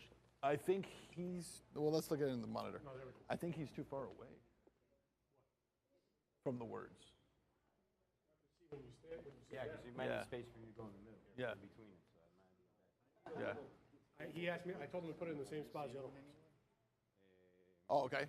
So it's in the same spot as our other stuff. We can move it if you want, but No. he said, you want the same spot? I said, yeah, let's just keep it there for now, so, because we're set up for that. Okay. But we could, because he was like, do you want me to move it somewhere? I was like, probably, but I don't know where to move it because I don't really know what we're doing with it. We got fire on the ground again. Motion in his fire. It looks great. He's got like. I think it'll look fine once you're sitting. Let's see, look, he can move the words. Good. Fire's great, though. Yeah. Hell is that? Oh. What's that for? Is this your fucked up camera? Why don't you just, how expensive could these things be? Isn't there one upstairs, a tripod? Well, we're adding all those pieces. Yeah. Well, that's what I was telling you though. The other guy in his stuff, he was like selling. It's like he wants all this money, and I'm like, I'm not gonna give you all that money for it. So it's worthless.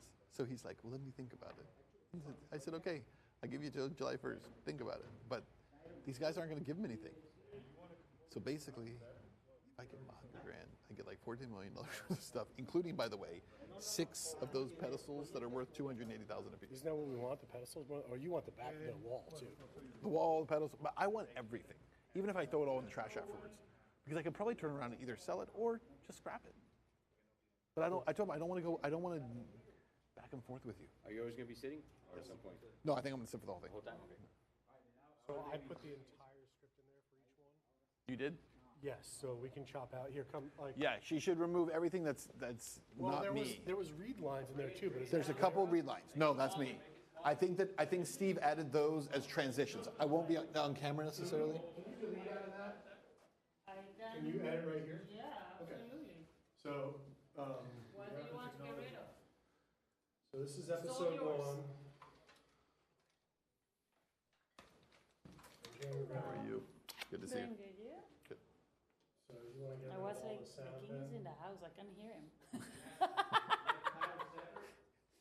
And he was like, how come? I'm like, well, you go to the insurance stadium, I mean, and you see Beckham, you see the king is in the house, right?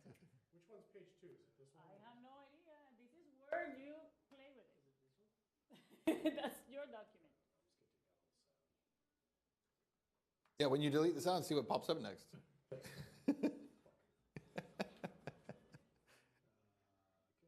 You got your Pellegrinos again. Yes, thank He likes having me here, but he doesn't want I me. was like, He doesn't want me here, but he likes it's like a little brother. He likes, but tell me something. he likes The having you annoying around, but little- doesn't want you around. The annoying little brother, or is the oldest brother? annoying. What- I've always been the Hey, listen, so far since you've been here, you've already fixed like 3 systems for us. He's creating systems. That's good. That's all I can do. Wow, this is all sound. Yeah. Tell you, the whole thing is just them talking. And she's still going to wet her pants when she sees it. I have to fight for my to protect the integrity of my brand.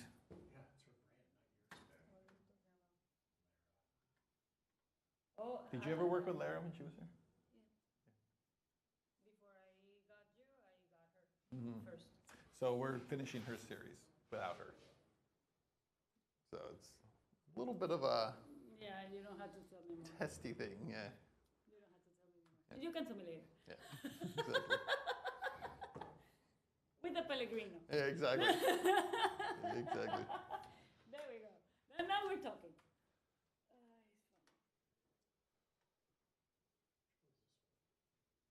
See, good thing that you're doing it. I would be lost there.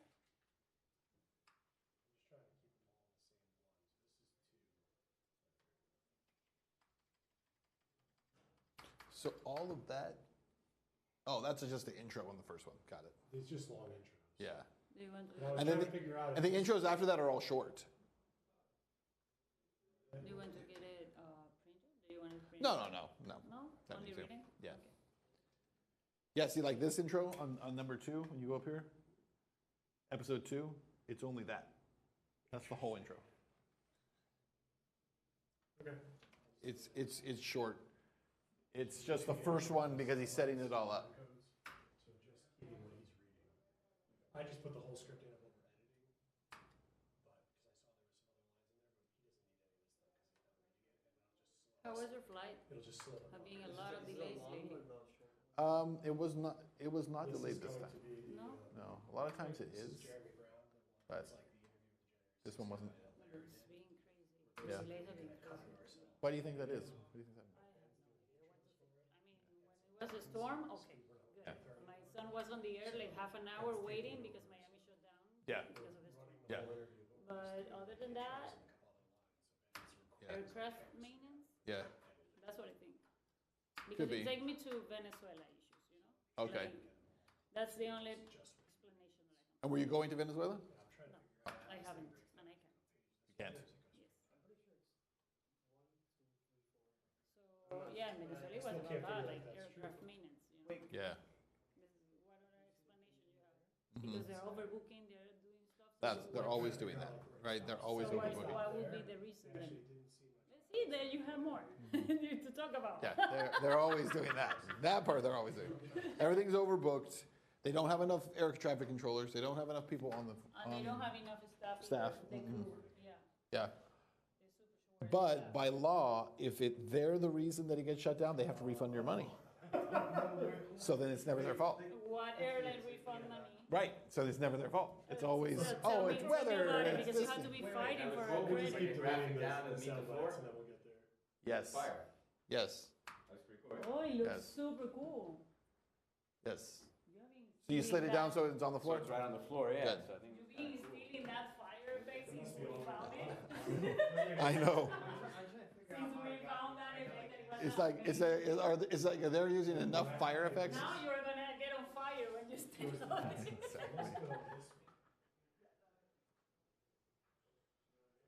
Won't mar the stand.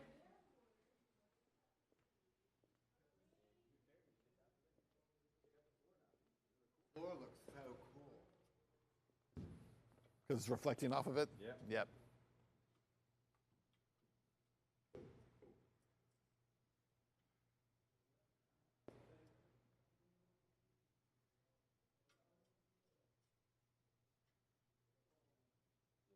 Ooh. Slide a little bit to the right. How do you see the light on his face? Is it a little like it feels like this little has? I mean, I feel like. It looks blue. Yeah, definitely. Yeah. But I feel like I don't know that with that screen in the back and stuff, you're gonna get that feel. It's Yeah. not the dark background. This is the one that we're gonna do. No, this is right. You're doing it right. But I'm saying you might still get that same look from us filling. It's possible. Yeah. Well, yeah. We're also not, because of the spot, we're not getting any negative. No negative. No, I thought that it was the black background that we were gonna do. Oh, got it. I think we can achieve stuff like this. Yeah, let's not do that then. Let's go with the let's go with the regular and let's do the. That option. Yeah. When you want to do that with a darker background, Yep. you know you have that spot option there. Yep. Yep. What would be nice if we did have, if we can control Why the does light it on look you. crazy? If we had like a flag or something so that your body's not getting light. You know, so it's just kind of like this. That I think would look better. If you were here and then it kind of just goes black. You know? Let me Well, see the if we other can thing is, control can we darken the screen? How bright is the screen right now? I can go check. It was I can bring it down. This screen? No, that's good. Oh, Yeah. that's good. Of course. Yeah, I But think it's a when we- little on the when bright we- side. We'll try with these lights, but let me see if I can put some kind of a flag or something. Okay. 'Cause I think it'd be cool if it just kind of just goes to almost to black. Yeah, I agree, So but I that's do think the secure background everything. should be darker too, because it's super I'm light. trying to. Yeah, it's blooming in some areas. Yeah. Wow. John got lit up. The quality was cool on that screen. Yeah, the quality. Where's Rob? Rob, where'd you go? Okay, did you get your sunblock today? Right. Did you get your sunblock? It is super nice. It costs like $8,000. I'll start saving that. Exactly. The protect kit that comes with the plastic. That's a little. Yeah. It wasn't clean completely, but I'm gonna clean it. It's a nice built-in. Oh, thick good. Protected cover. Good. In case if it gets hit. You had to give those That's very things nice. to me. Like, Fixed it. like ready though. I was like, it's such a pain in the ass because she's like, why don't you just make it one page? And clicks it. I'm like, well, I should have done that. Total sense. Who told you that? Ruben? No, Maria. Oh, Maria did? No, Ruben and I were sitting there trying to figure it out. And I'm like, why didn't you tell me? She's like, I don't know. I was trying to. I did tell him, though, I'm going to get his phone number so he can tell me when you're in your office ignoring my text messages. You don't need his number to do that. And I was like, I'm going to put an air tag in his bag. Exactly. Ruben's exact comment was, I won't be a part of that. Good answer. I won't be a part of that. No, you're not going to trick me into that.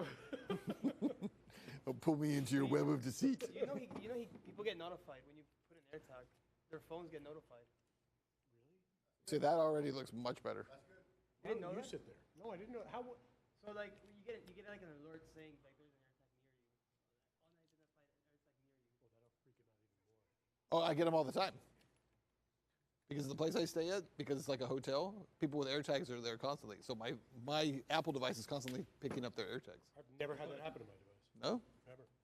I'm starting to. Has it ever happened with mine? Because I always have an air tag with me. Interesting. Why do you have an Maybe. AirTag with you? My wallet. So you can find his wallet? I don't. So you can find his wallet? No, I'm telling you, if you go open up the iPad upstairs, it'll say there's an AirTag near you. It's probably yours, because lately it has been going off here. Yeah. Why don't you sit there and see what it looks like? Well, first we were trying to see how it looks like here, because I had him lower the background, because the background was way too bright. Look at the fire. That's great. I still think we can go a little darker with the background, don't you? You gotta crush the blacks a little more, go a little darker. Yes. Yes. Because over there in some of the screens, the background looks dark. Like these edges starting to look black. So I think we gotta. Yeah, crush it a little bit more. Or bring down. See, like, look over here. You see how this is getting dark right here? Mm-hmm. That's probably more what I think you're looking for, right? Yes, I think that's exactly. right now. It's too bright. Exactly. So what I'm gonna try and do is use the. I'm gonna talk to Rob about using the keynotes. I am. Try and use I've these seen keynotes so to light many- you. And I so say many like I want to try and I hate cut some of this light off of you right here. See what that looks like. But yeah, right now I think that screen's too bright. And it's Look not how much really. better I it looks mean, there. it could easily tip over. You know, you're doing something, you bump into it, and you lost them. You lose them. No, Rob and Oscar asked for it because they're having a hard time when they're shooting on this stuff, being able to get like the proper lighting on it and color. Oh, I get it. Something for a second. You need a pinball machine or something.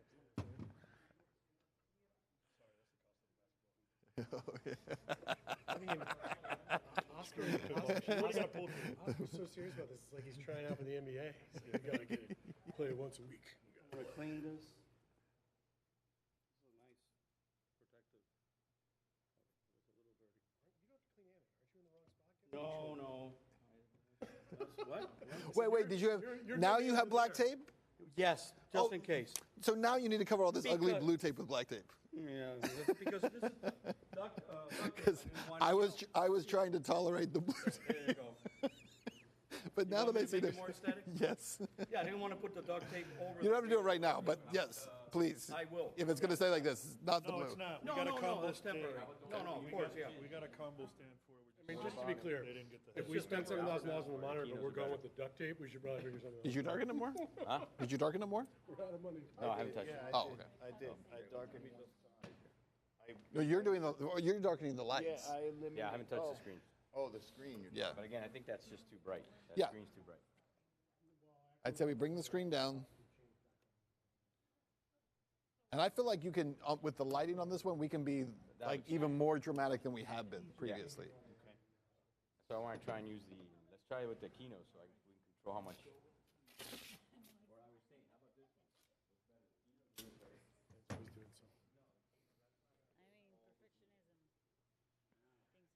Good, right, Ben? They do. I changed my mind. I want red tape. We need color. Don't ask. I heard you gave away the pizza. I threw it away. No, they ate it.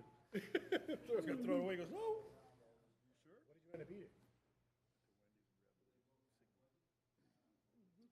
You waited all day and then panicked. You No, panicked. I just didn't have a choice. I know, but you had. I was gonna get a stromboli, and like, oh, they were closed. What? What? 3 o'clock. Yeah. I mean, at this time. New York Roma. Oh, But if maybe, they open- maybe only. Well. They open for dinner. No, they don't. They open for lunch. Oh, that's why. I like to give a lot. Every time I pull in Israel, I want to give credit to the secondhand store down the street for an amazing. The Miami Twice? I was like, the place has been here for like 40 years. I don't even care. Their title is awesome. That's exactly what I think every time I drive past it. I I'm was like, like, this is the best named store. bravo. I love it. Miami Twice. Brilliant. Brilliant. It's so cool. I would never go inside, but I'm like, Yeah. I love the name. Well, but you said they've been there 40 years. That would mean they got there before Miami Vice was a thing, right? Well, no, I guess Miami Vice. It would have been around that time. Yeah. Maybe, yeah. You were a huge Miami Vice fan, I bet. I Like watched a Mexican couple top. episodes. Come on, I'm Actually, from late Backstreet 80s. Boys. Yeah. You were definitely, you were like rolling around with the suit We on and left stuff. Houston. We left to Houston. My dad said, we're Oh, because of the drugs. Mario, Motley. But did you dress like Crockett and Tubbs? No. I didn't want to wear boots or a cowboy hat. Oh my God. Oh my. The car. Let me go for a Right. They had a Ferrari. Yeah. I figured he was a big car. I could see him rolling up with his suit on. Off my VW Dasher. Didn't you see last reel? Ben's Miami style reel? Oh, I'm going to do one again today for Jeremy Brown. I didn't see it. Is it terrible? It looks great. Talking about colors and stuff. You can't let him wear that electric blue suit. Is that what he wore? Hey, did you see that episode 7 is the entire suit? It looks fantastic. That was the bad day. We should have. It looks so good. No, it just looks so good. Yeah. It's the whole suit, though. It's the shark skin. Not just the jacket. It's the whole suit. No. I'm saying the day that you came with the teal shirt and you made a short. Yeah, last that week. I told you, I'm telling Miami, you, I'm doing it again for this. No, I'm doing it for Yes. this. When I go change it right now, I'm going to change into that. I'm not kidding you. No, I believe you. Oh, you're going to have to do a lot of changes. I know. Each one has to be a different one. And why what? Why does each part have to be different? Because then it looks like we shot them all at the same time. No, Me? Let me go back and make sure part one is different. There's always people that, yeah. This is to bob and weave. Now I know why everything gets slowed down here, because you're come up with some idea, and then we got to do this for. What are you talking about? You're going to send this guy back to Washington? He just wants to mass produce everything. Yes.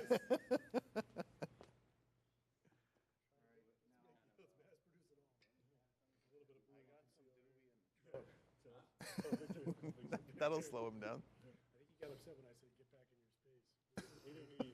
He didn't hear me? No. He would have gave you a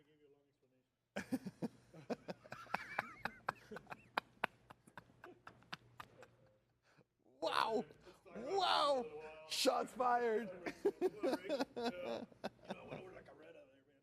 They knew who I was. I walked out of the car. They love me in Moscow. Moscow said, should we bring in someone prettier than you and better than you to do the show?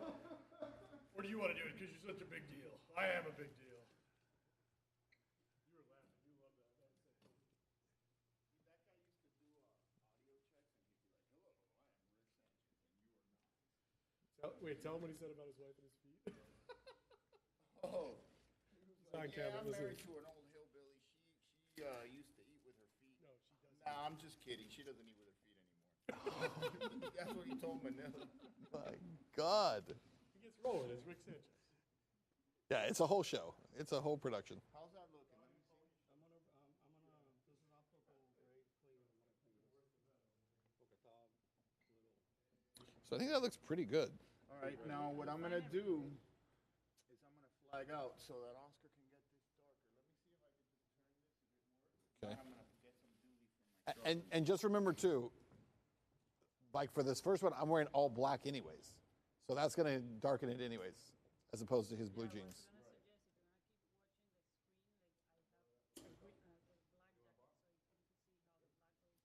Right.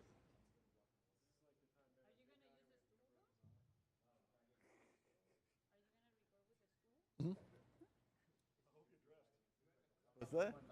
I hope he's dressed. I know, right? Ben had like some sort of viral infection in his eye. Yeah, hookers. What are you gonna do? He used the dirty bathroom, and so we had to cover it up with lighting. Amazing what you can do.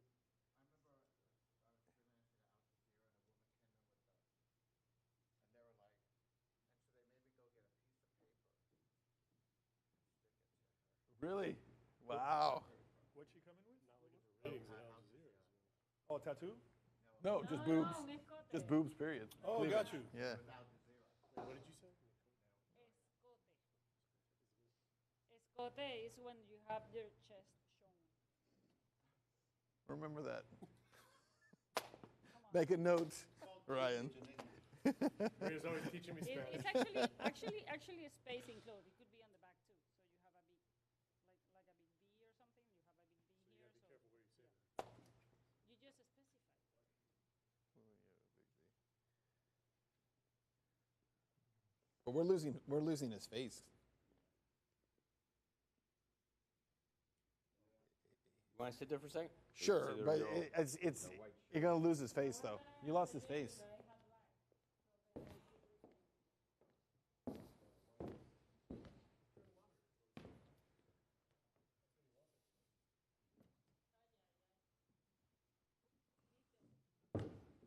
That's because I have all these things in my pocket.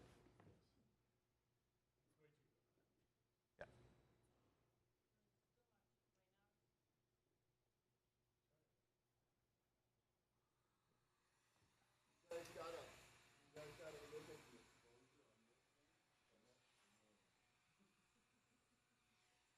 Jeremy Brown. Sure. While we're waiting, let's just practice.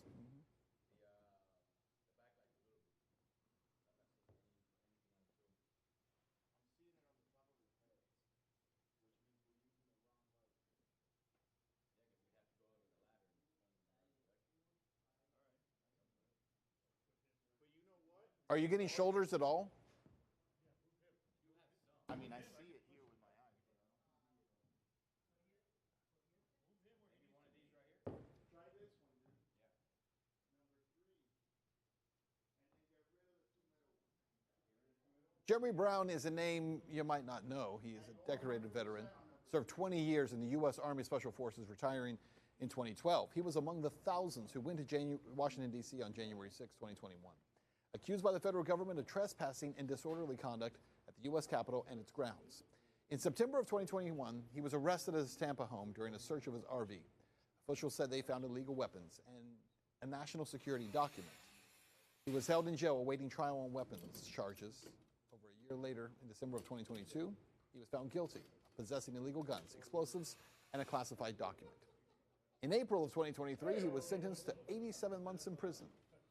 That's the official story. You can read about it in the papers or online. But Jeremy Brown says there is a lot more to it than that. A lot more. Laura Logan wanted to hear the missing parts.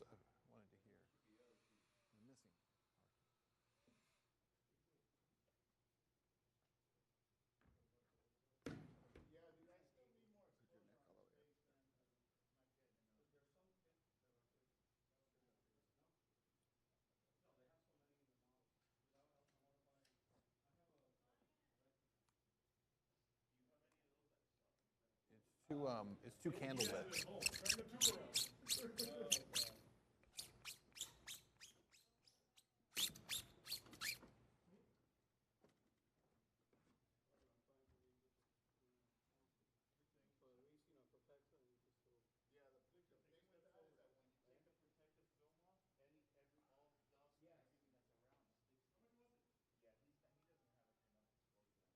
Yeah, it's got to be, and we got to get some of these on because it's too candlelit.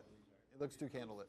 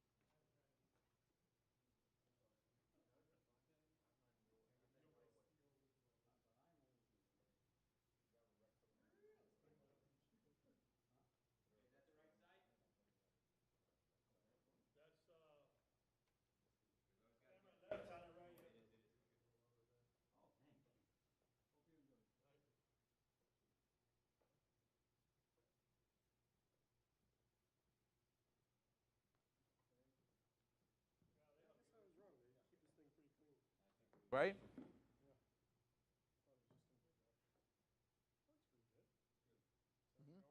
Yep. I just think we need to make sure we have silhouette on the shoulders and stuff. That spill. Do you have any light hitting the shoulders? Which camera are we using though? Not that one. Oh, it's showing. I think it's showing the now. Oh yeah, but you're looking. Oh, I'm looking at the wrong one.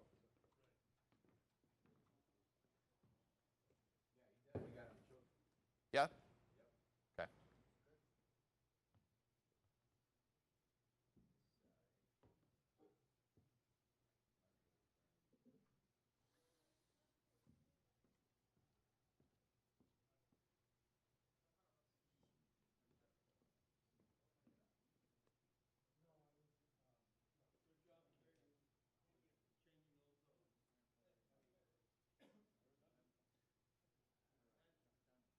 Take it off? You send me that message, right? And then send me your Zelle, because if the number's wrong, then I'll Zelle you the difference. Okay?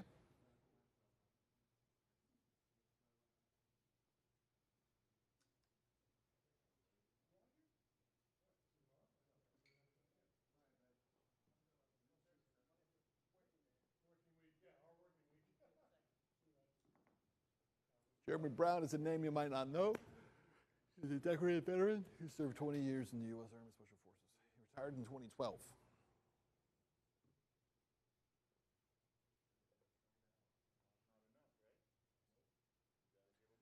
Maria, let's scroll through it again. We might want to change this wording just a little bit. I think there's too many dates in it. Jeremy Brown.